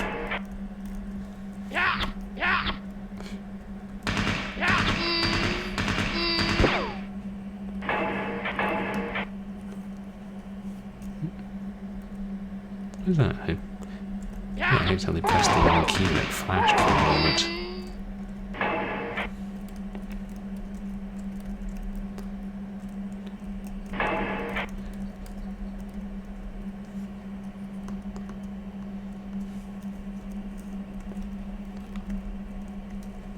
I wonder if there are going to be more weapons in later levels or if this is it.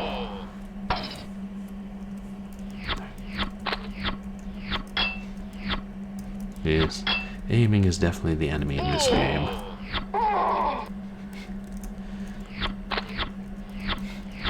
Then I guess it was how they were trying to, show, hey, we can, compete in terms of technology and gameplay with the other games that are coming out this year. What is this? Half-Life? Yeah, well, in our game you got lots of lives, so the choice is obvious. Also, we're only asking $20.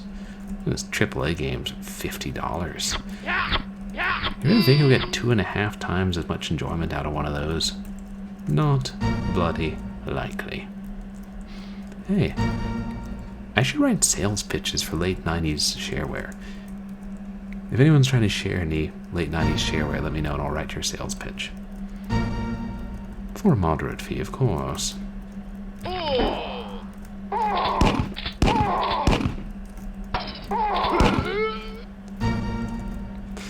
think my strafing skills are not quite up to par.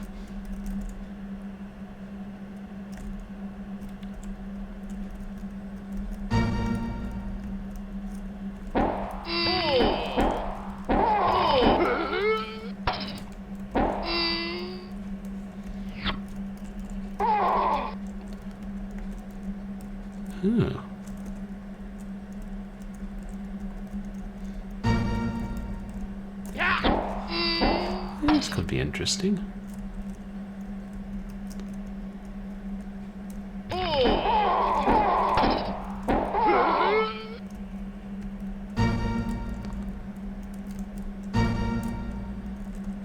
gonna have to try and climb them? I wouldn't be surprised. Oh, key.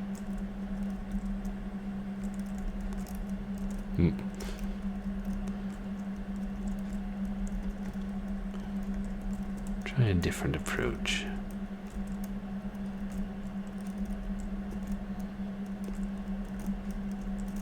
I don't know, maybe if I run faster. I feel like sometimes also you just drop like a stone in this game, like straight down instantly.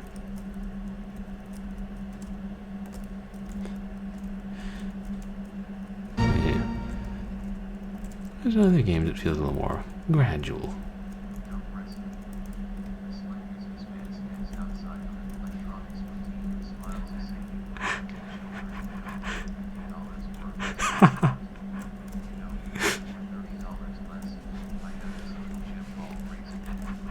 Yes, Temperamental, that might have been a viable business model. The slick businessman standing outside of electronics boutique. When the young people come by with their pocket money and they can't afford those egregiously expensive AAA games in their giant glossy boxes, he offers them an alternative. And then their mother wanders over and says, "Why are you trying to sell my 7-year-old a game where you, look down the barrel of a gun and blast wizards, and there's definitely some blood?"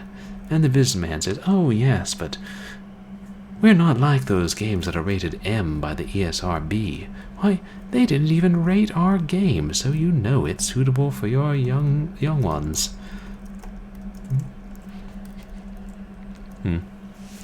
I don't know, maybe if I go to MagFest this year, I'll just have take a trench coat full of, CD-ROMs and wander at people and be like, "Psst, hey buddy, you got $5?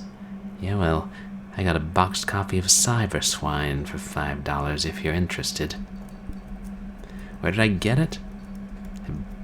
I bought it in a liquidation sale. Yeah, a legal liquidation sale. No questions asked. Where did I get it? That was a question. Fine. But there are plenty of other people around here who want Cyber Swine. And this Cyber Swine is a real game. It was made by the same people who did those Choose Your Own Nightmare and Gravity Angels games that I played in earlier streams. God. I think that Choose Your Own Nightmare game was like my 3rd official stream or something. It was early.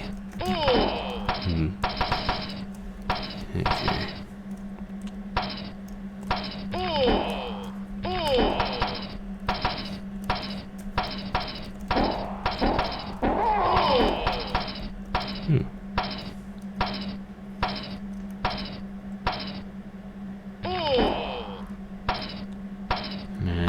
like where they are. I wonder if anybody tried that, selling their own games outside of an EB or Funko Land or something. Because my father sometimes used to go to gun shows back when he was a young man back in Texas, and he said sometimes there would be people outside the gun shows trying to sell their guns without having to pay the fees to go into the gun show.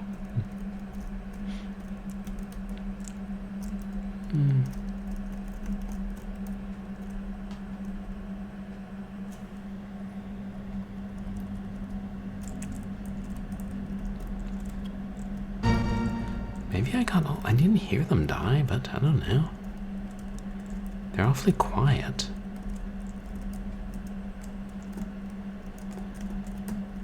Okay. It's not a jumping puzzle, it's a running puzzle.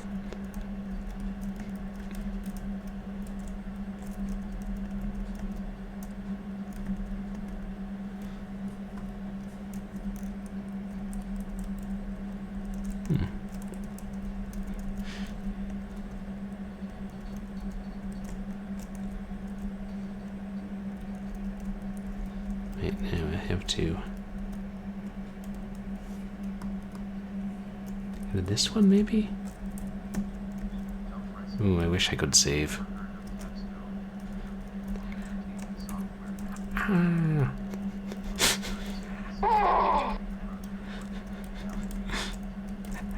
Yeah, Capstone. Ever heard of Capstone, the pinnacle of gaming entertainment, young man? Yes, Capstone brought us many games. You know, speaking of like enhanced Wolfenstein 3D clones, I played the shareware version of Corridor 7, and I thought that was actually rather fun. Actually, I have the full version of it somewhere back home. Never actually played it. One can't play all the games one owns, but yeah, most of Capstone's oeuvre was I don't know if I've played that many, I've just mostly read about them. I was back up too fast. I'm gonna think, what were some of the worst Capstone ones? Well, I know they made that. Was Body Count a Capstone game, or was that kind of rail shooter for the Genesis that wasn't released in the US? No, it was the Capstone game. You're like, terrorists have taken over the UN. You have to save them. How? By running through the sewer, shooting bulldog-sized rats as they splatter on your vision and can't be wiped away. I'm like, sign me up to save the UN.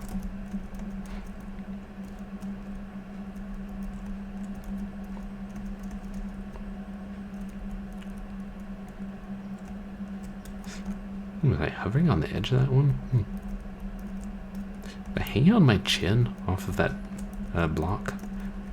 Entirely possible.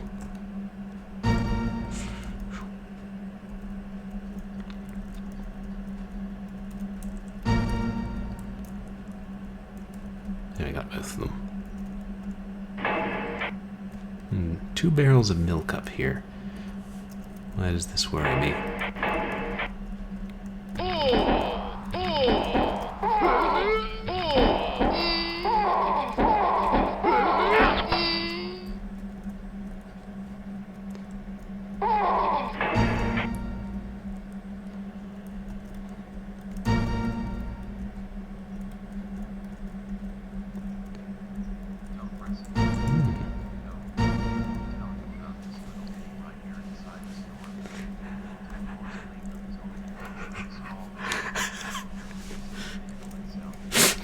War. Right. Tech War. A league of its own. And you can have a piece of the pinnacle yourself for a very low price indeed. And who's that on the cover of this Tech War?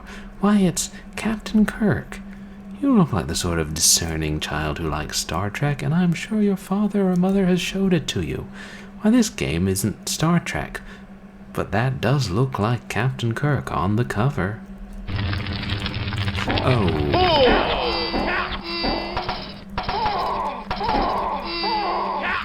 Shoot.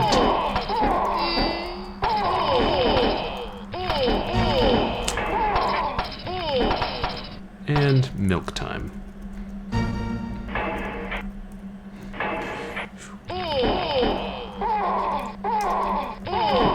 Some very speedy wizards here.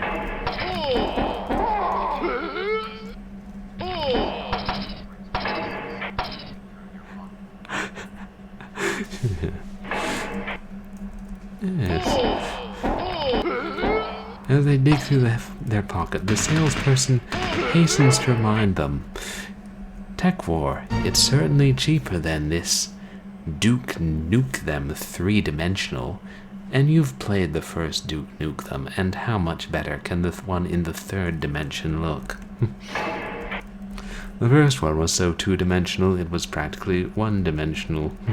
You won't have that problem with Tech War. Adapted from a series of books, it's practically like a summer reading project. No, I'm not saying your teacher would approve a book report based on the video game Tech War, but I wouldn't stop you from asking. And if you find the game too difficult, well, I might be able to let you have the strategy guide for a low price of $15. That's less than buying a second copy of the game. It all comes down to putting a positive spin on it and having a terrible product.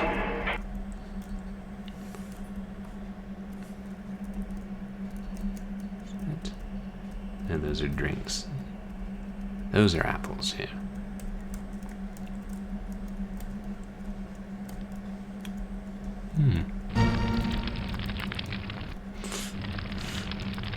The fire saw me standing near it and burned with annoyance that it couldn't reach me. Maybe I should destroy them all, see if that opens a secret. This game isn't exactly a big one for secrets, though.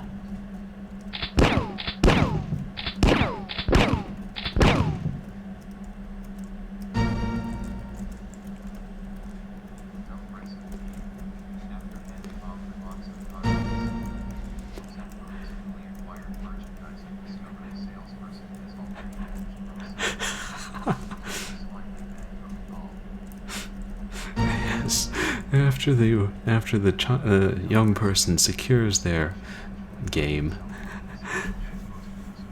they look up to find the salesperson had vanished from sight.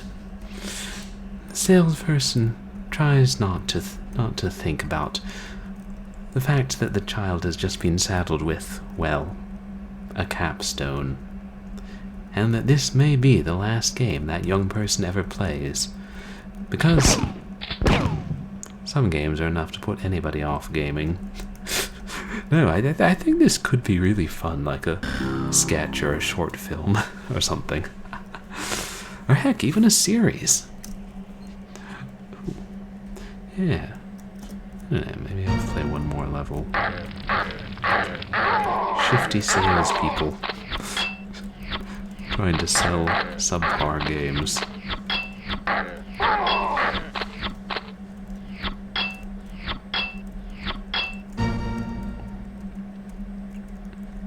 We're back in the city now.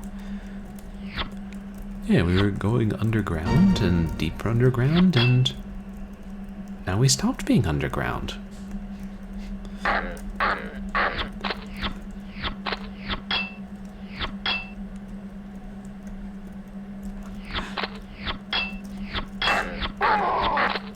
The truth is, if somebody came up to me, like at a convention, and was trying to sell me a game for a low enough price, I would probably buy it. Specifically if it's on physical medium. They're like, hey, I'll sell you this Steam game for only 50 cents. I'm like, yeah, it probably sucks. But they're like, I have this CD-ROM of a game I made for only $10. And I'll be like, who do I make the checkout to? Cash. Oh, Cash Software. Nice, catchy name for a business, that.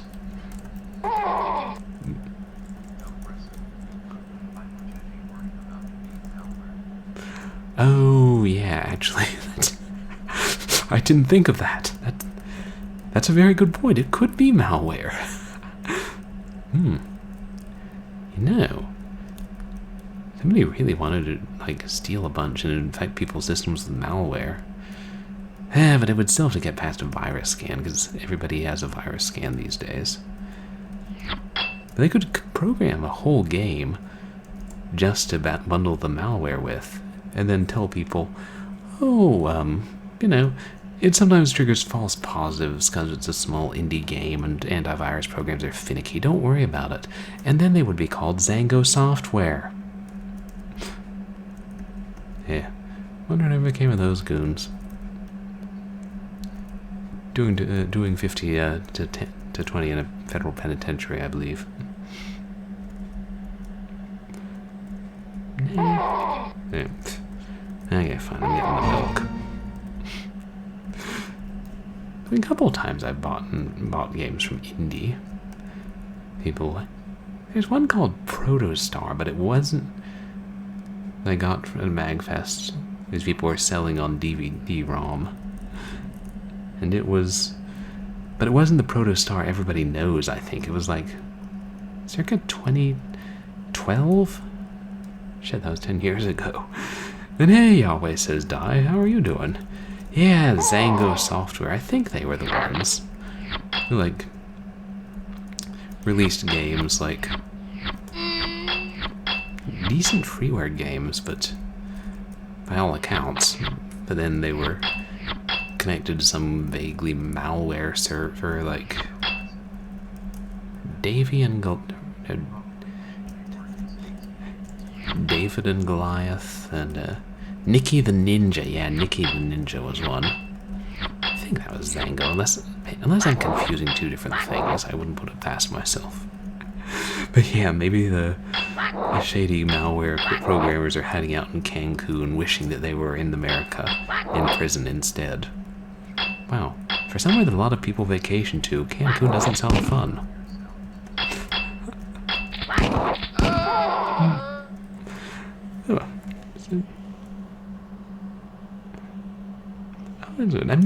I'm doing pretty well, thanks, Yahweh.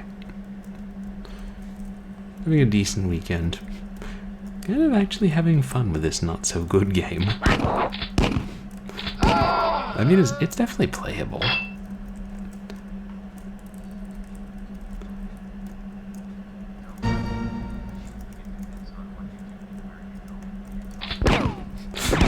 Oh, that makes sense. Like whether it's a fate worse than prison or a pleasant vacation. Yeah, like in a lot of cities, you know. Parts of them are very nice, parts of them are not very nice. You know, parts of them are Northern Virginia, parts of them are... now the rest of the state's still pretty nice, just a bit. Green, shall we say, on account of there's a lot of natural beauty.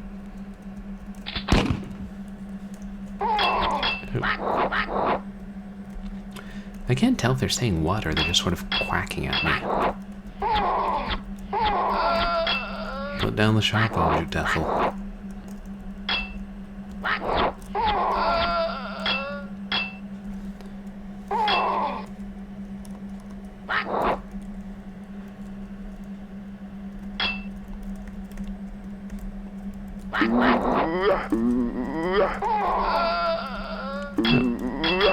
Hiding behind the trees. It only takes one axe to kill those ladies.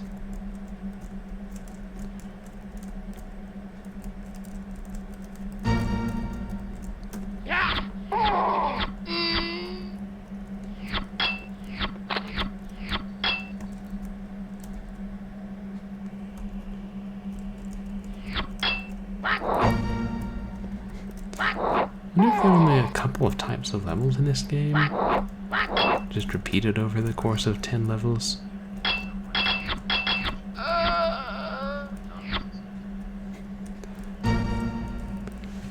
Oh, and lawful institutions are becoming basically non-existent.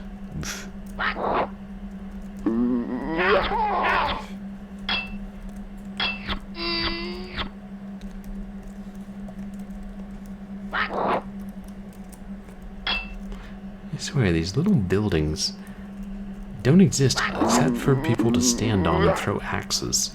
They're like maybe 6 feet tall? No, more like a yard and a half.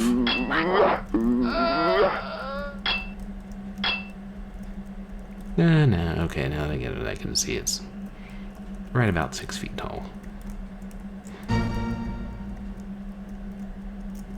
I don't know, maybe my character's unusually tall.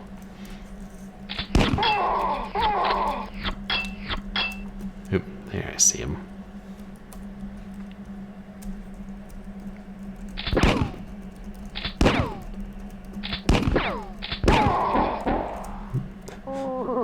Well, that got him.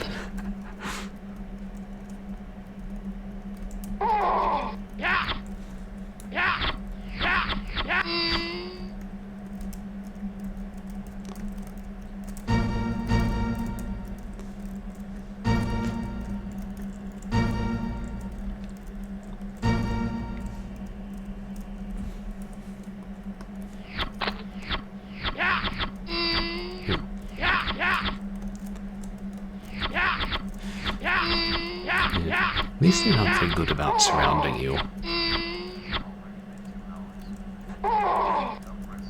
Oh, has it? Well, maybe, yeah, I probably have been playing this game for a while.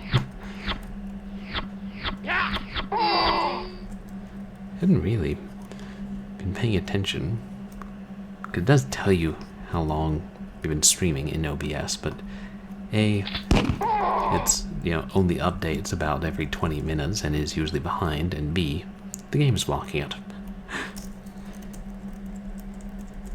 I don't know, because I don't see myself playing this whole game, so maybe just finish this level, or I'd be curious if there's a boss in the 5th level.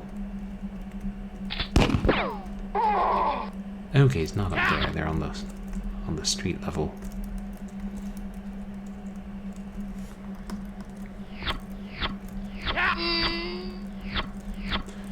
At least the mushrooms are taller.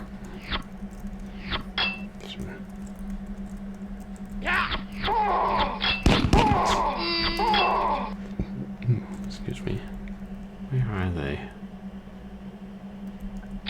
Oh, there, I see them. Okay.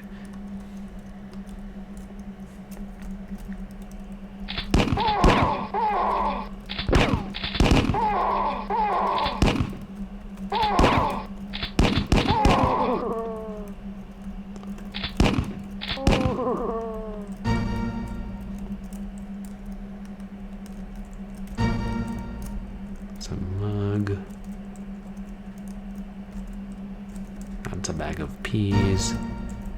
Okay, bullets. Bullets, peas. If you cook them right, you can hardly tell the difference.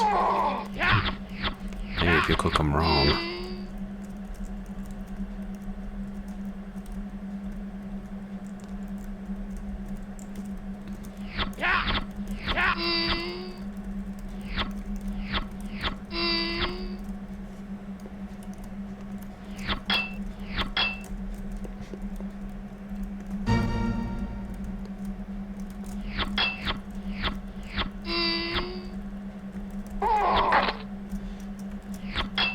I'm glad these lost souls are a little slower than the ones in Doom, though.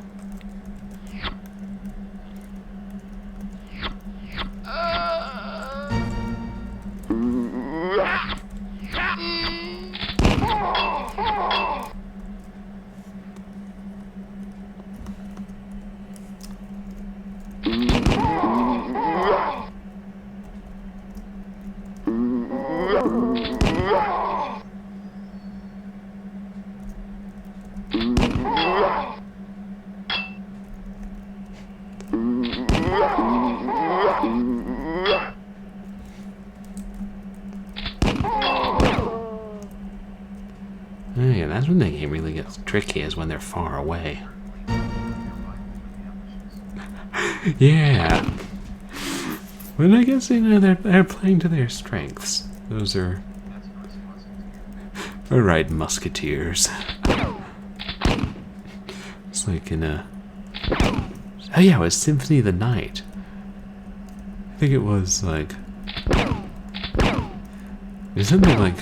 One of the enemies was named Undead Rifles, and the description was, these skeletons have been equipped with muskets. I'm like, Konami? You keep using this word. I do not think it means what you think it means. Or maybe it was the other way around, I can't remember.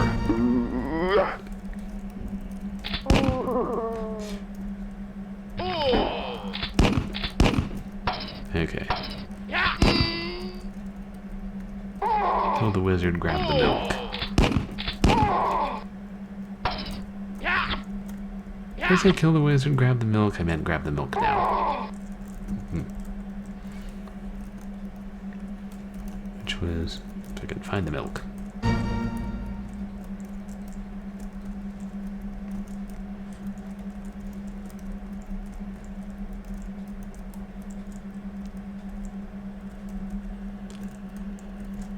Swear there's a barrel of milk here somewhere. And I saw it and I was like, I'll leave that till I need it, and now I need it. I'm hoping some marauding skull didn't drink... Oh, there it is.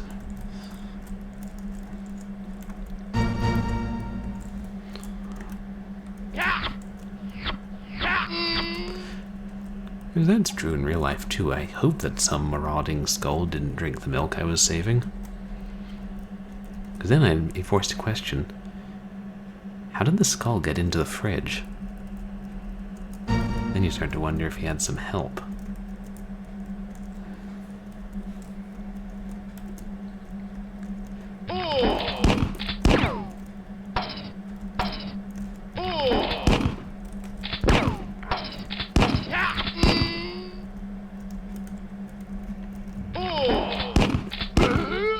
That's got him.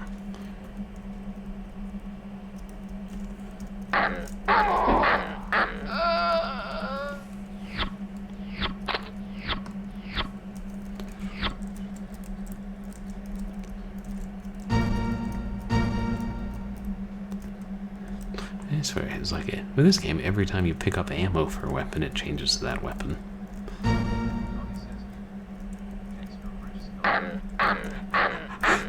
Yeah. Fridge skulls being extra. Of course, if the skull gets into the fridge and can't get out, then you're right. You have one fridge skull that you certainly didn't buy. Then once it's in, it's like, if it finishes drinking the milk, what else is going to eat? Yeah. Yeah, it's sort of like a guard dog. 'Cause, you know, if you have a hungry skull in your fridge, no one else is going to come into your house and open your fridge and be like, maybe David has some cold roast beef that I can eat. Fortunately, we have pretty nice neighbors and they don't do that anyway. Oh, there he is. Oh. There he is, too.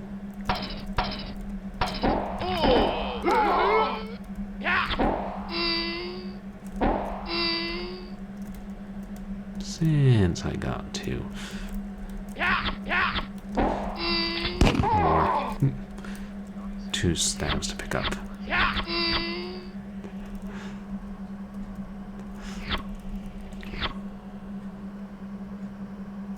Sorry, what's the clicking?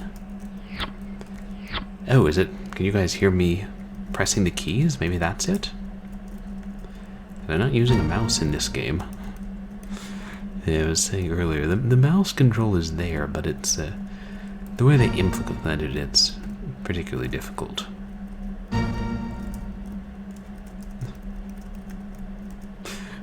Or does you mean the skull in the fridge is clicking its teeth when it doesn't have anything to eat? I feel like you need a well-trained skull that's not going to nip you when you open the fridge to get a beer. Ideally, a skull that doesn't like beer if you keep your beer in the fridge.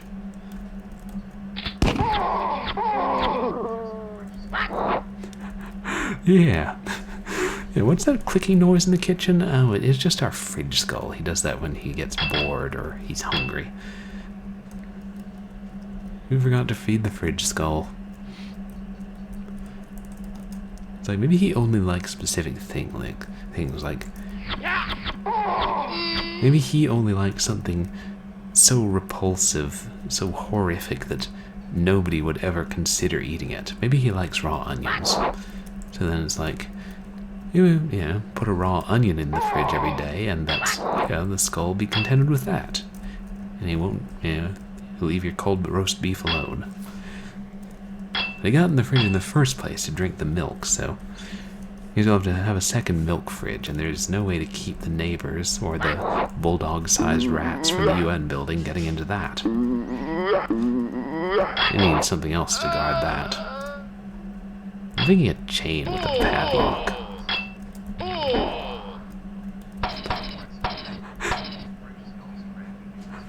Marmite. Yeah! No, you come home to the clicking. Oh shoot, I forgot to feed the fridge skull. Don't worry, Skullworth. Here, I'll give you an extra, chicken bone to make up for it tonight. Marmite. I take it you're not a fan of Marmite, Yahweh says die. I still haven't had Marmite or Vegemite. I should import some from Sri Lanka or something and then try it live on stream. Except then if I like it, I wonder if they sell it at World Market or somewhere. Not that I go to World Market. You probably can't go into your local food for less and be like, hello, do you have a sort of yeast-based spread that isn't commercially available in our country? And they'll be like, no. We have 50-cent cucumbers. Buy them or leave.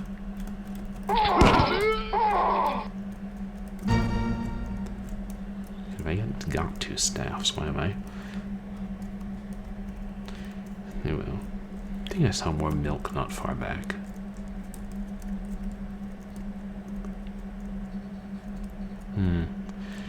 Okay, we'll eat the milk before we go through the teleportation fan. By eat, I mean drink. It's also possible the fridge skulls might get pretty, you know, finicky about what they eat, so if they live on Marmite, they might only eat it toasted.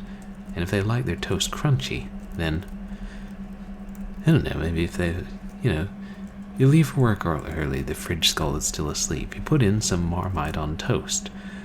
By the time the fridge skull wakes up and is ready to have breakfast, the fridge skull has already, you know, the toast has gotten soggy. So the fridge skull is going to just sit there, you know, sulking and clicking its teeth until you get home, and then it's going to try and nip you until you make it some fresh Marmite toast, preferably on fresh ciabatta. And if you don't have fresh ciabatta, well, then the fridge skull is going to demand you go to the store, or it's going to the store and get it itself.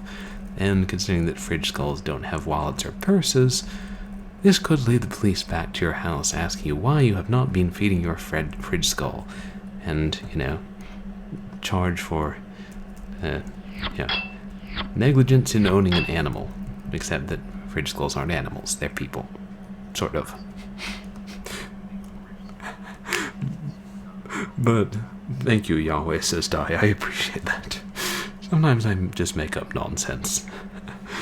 That's a good question. Would the fridge skull eat another skull? I mean, if it wasn't alive, maybe.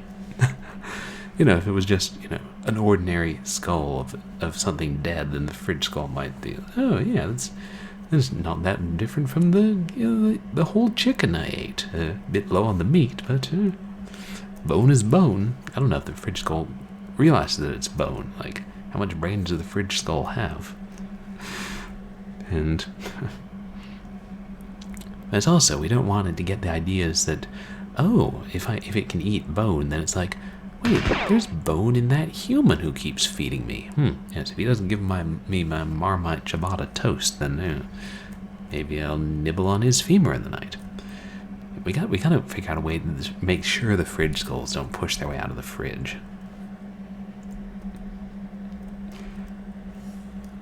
It could be dangerous. Like hungry things that aren't too intelligent can be dangerous in general.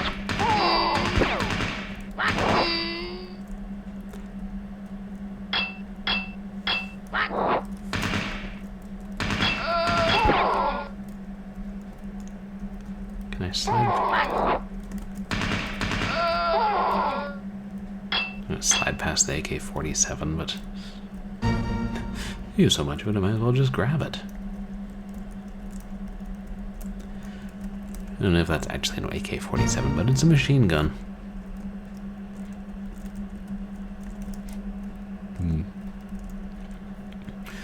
Then there's a question of if you need to give the fridge skull some exercise sometimes, or if it'll get restless being in there for too long, and if you have to take it on a walk. Oops. And then every few minutes it stops and, you know, it's trying to eat something, and hey, stay out of the neighbor's garbage. They give you enough to eat every day. I don't know, maybe the neighbor has thrown out some Marmite. The fridge skull is thinking, well, it's entirely possible there's some, you know, nice fresh toast in the trash with the Marmite. You have to be like, no, I'm putting you on a diet. If you keep eating too much, you're going to be a chubby little skull. Then you won't even be able to sleep in the produce drawer. Does one get fridge skulls fully grown, or do they grow up? I feel like you would want to get a young skull and, you know, train it to be a good fridge skull, and, you know, to eat the proper things like Marmite ciabatta and raw onions. Not necessarily combined.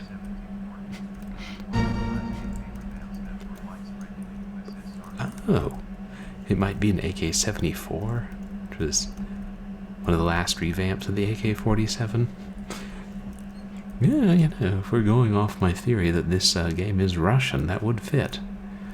Which I'm basically going on because I think the wizards look vaguely Russian, like the way they're dressed. Where did I come up with that? Ooh. Ooh, I'm actually getting low on health. I'm actually getting very low on health. I think I heard a musketeer. And I can't go back? No. Teleportation fans are one way only. Hey, Mac. Welcome in. Yeah, a lot of chopping going on. A lot of musketry going on, too.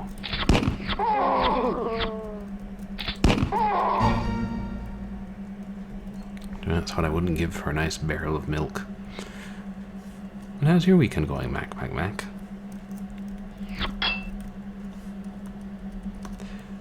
Yeah, somebody named Mac would know a lot about chopping.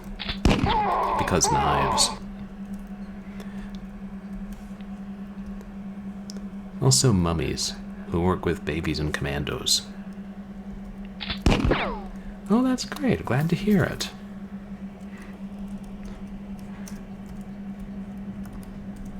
I assume you have to restart the whole level. Shoot.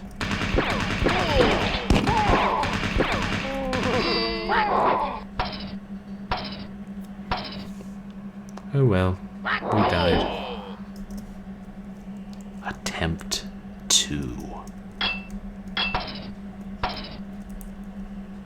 Remember what I said about us being, the noises being at the same volume even if they're far away? Oh, so I guess we're not restarting it because there aren't any skulls. Are we still the same ammo? Huh.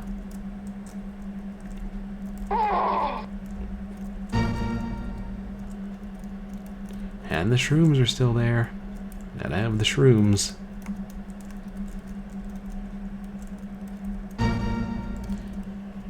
Okay, wonder if you get a set number of lives in this game.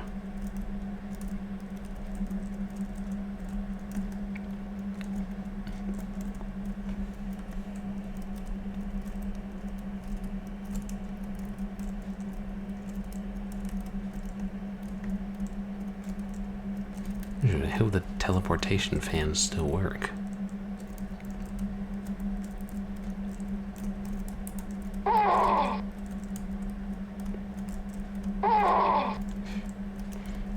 There's a danger of not clearing the way.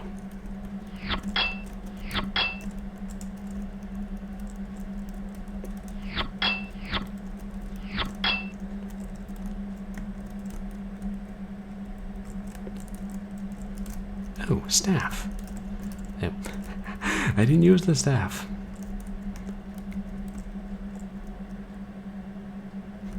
I swear those things look like fans.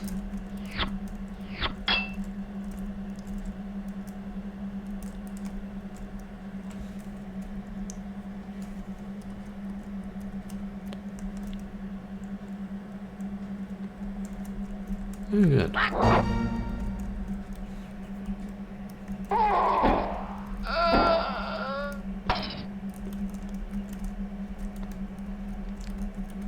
Didn't we see a wizard?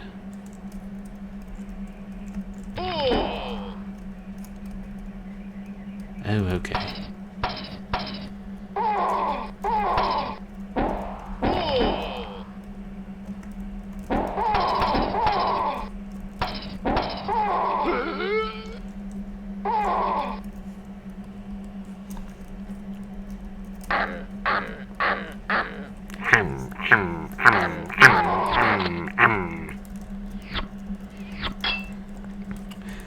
Next ASMR redeem.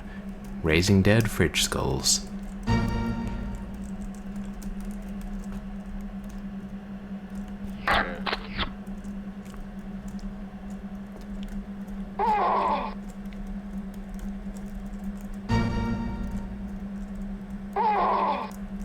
Oops.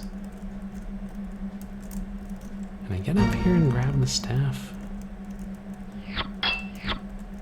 Yes.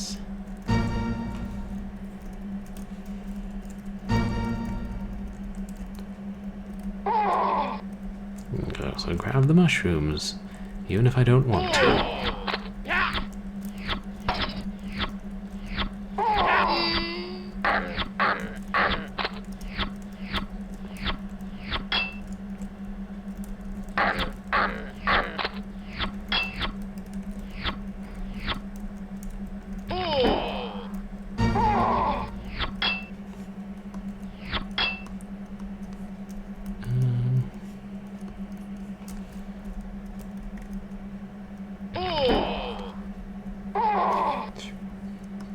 How did that hit me?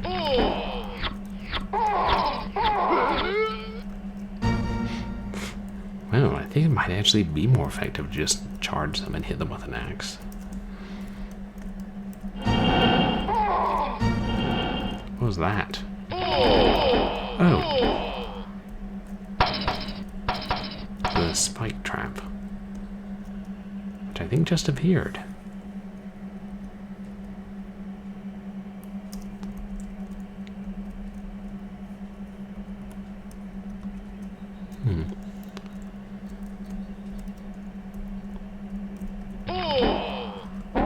Oh, I see, they're up there.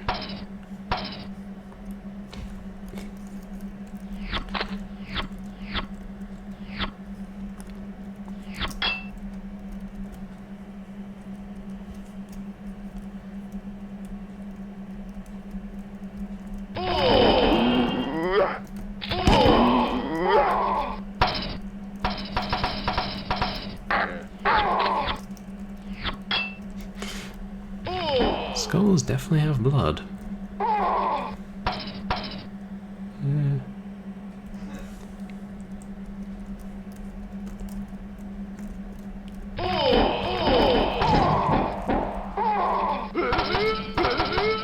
Oh, then we got them both.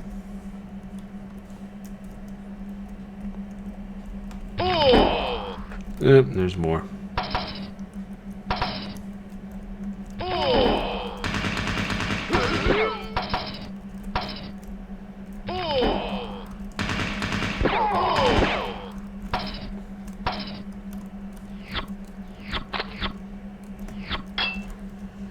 Better be some milk there, or I'll eat my hat. Which, fortunately, is milk flavored. So it all balances out.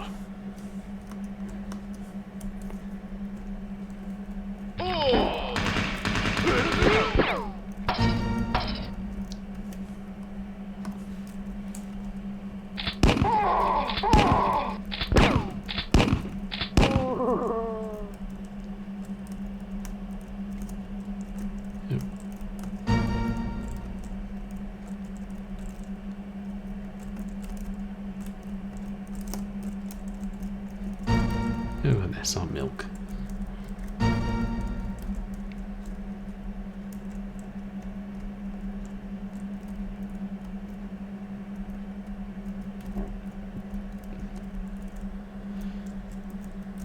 Where am I supposed to go?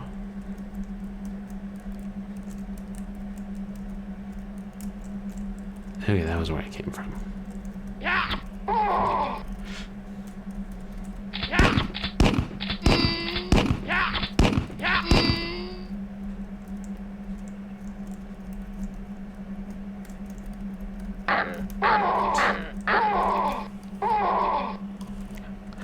Good lord. What am I stuck on?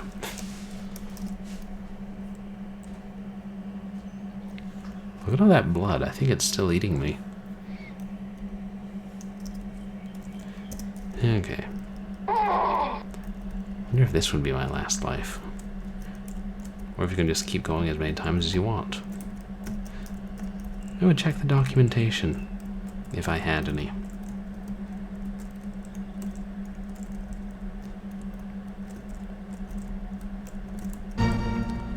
Yeah, I guess this is your punishment. You have to go all the way back through the level. So, I mean, I'm just glad they don't make you restart the level entirely when you die.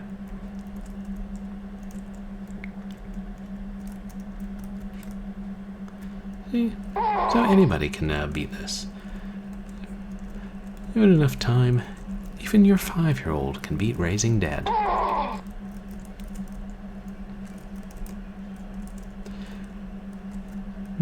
Just saying, if you bought your 5-year-old a Sega Genesis with World of Illusion and Aladdin and Sonic the Hedgehog and Knuckles, they wouldn't have to resort to Raising Dead.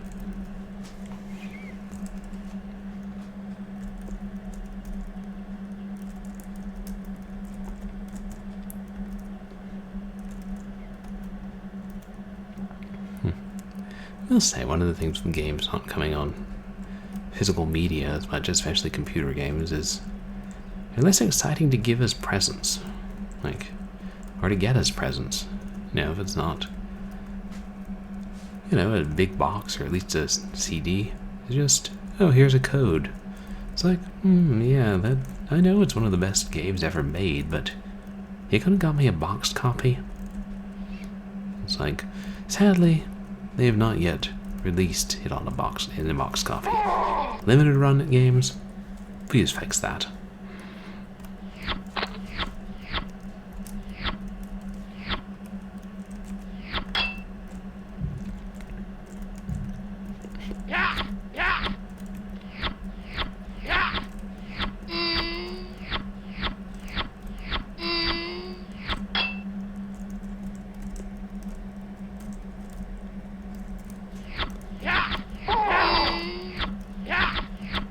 I seem to be getting more reckless.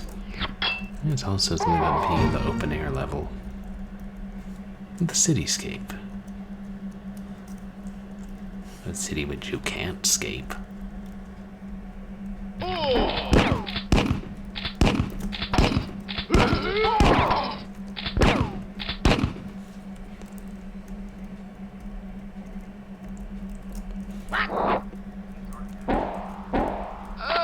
Hey! Hey, guitar! Yeah, this is Raising Dead from 1999. 98 or 99. Well, the more I play it, the more I'm like, I would have expected something a little earlier. I mean, for this. But how are you doing, guitar? Having a good weekend?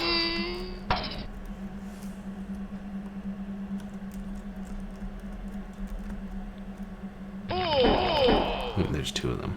I'm charging them.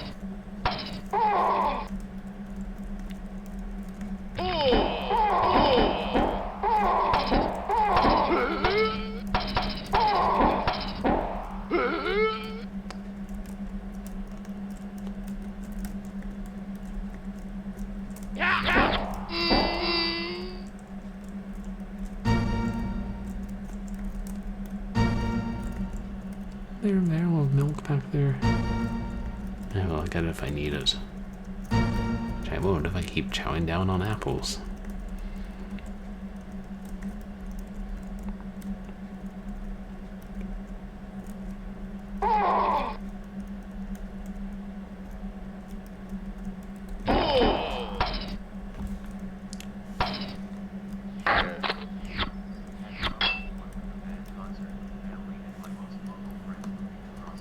Oh, I'm sorry to hear that, Keytar. About the concert not going well and your friend moving away. It's always sad when a friend, like a good friend, moves far away.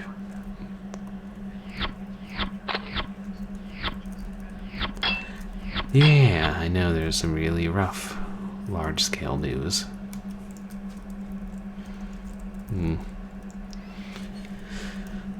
But I'm so sorry to hear that, Keytar Cat. I hope things get better in general. For a lot of people.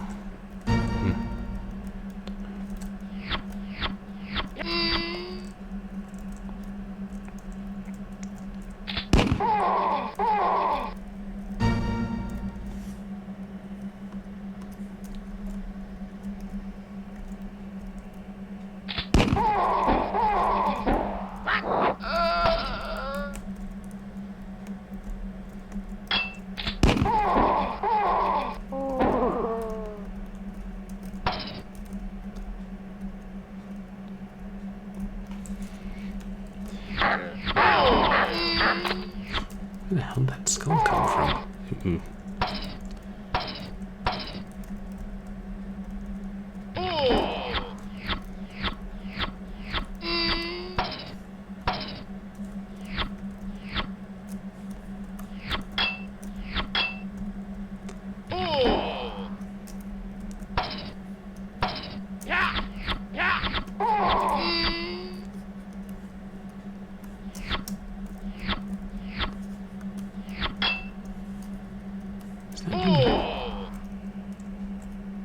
No, he's on the ground level. Oops.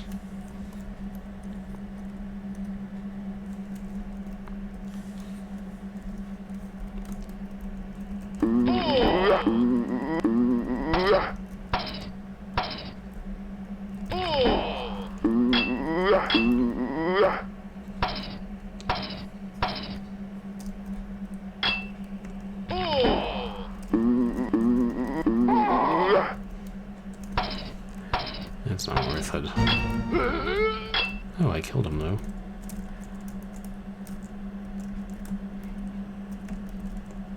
Is there any rhyme or reason to where these streets or sidewalks begin and end? Because I don't know that there is.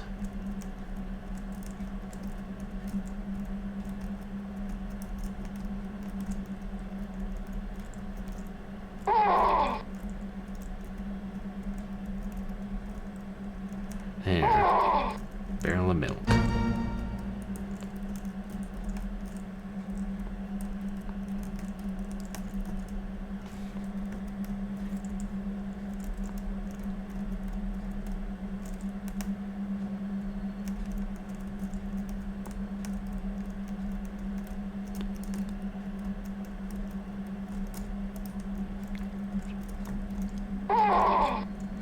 I knew I was going to run into those poison drinks. And yet I let them lay.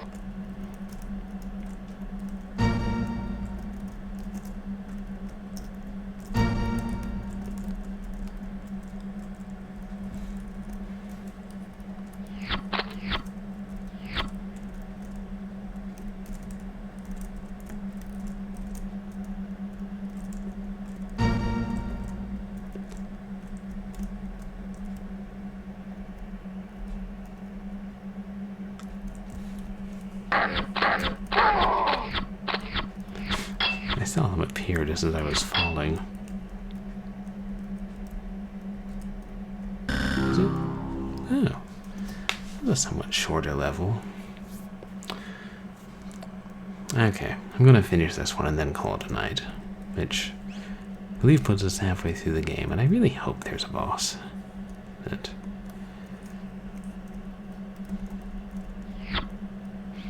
No, there may only be one at the end. Or there.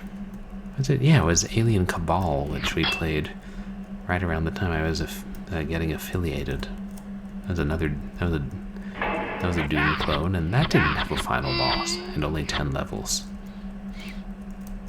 I mean, don't get me wrong, I'd still buy a box copy of it if it were cheap, if only to have it on my shelf. A cautionary tale, perhaps.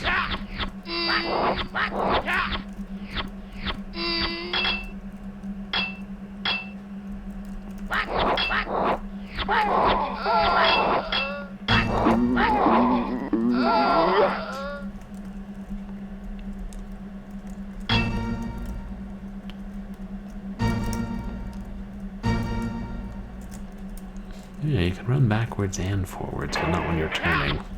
I mean, you don't turn faster.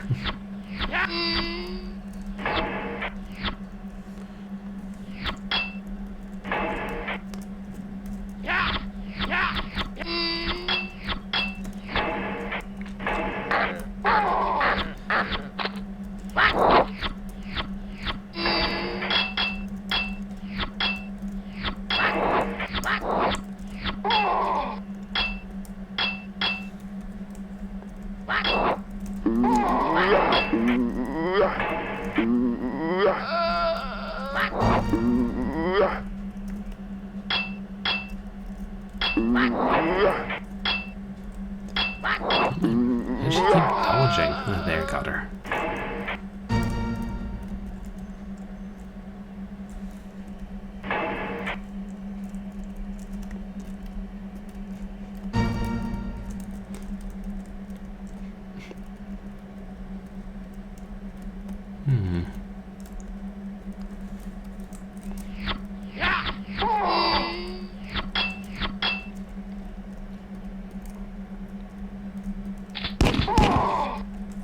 Two of them.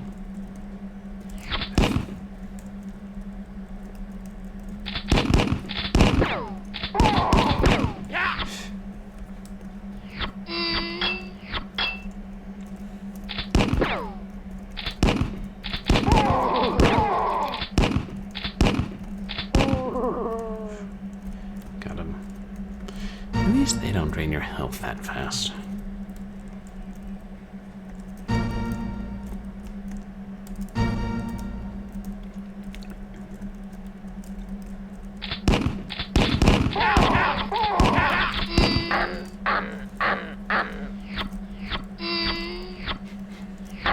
And that was an unusually long hit.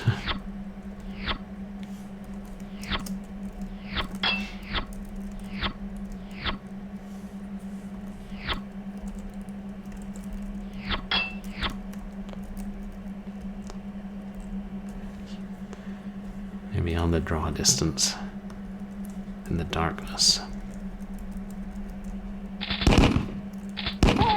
Oh, no they're not. They're just hiding to the side, ready to ambush me.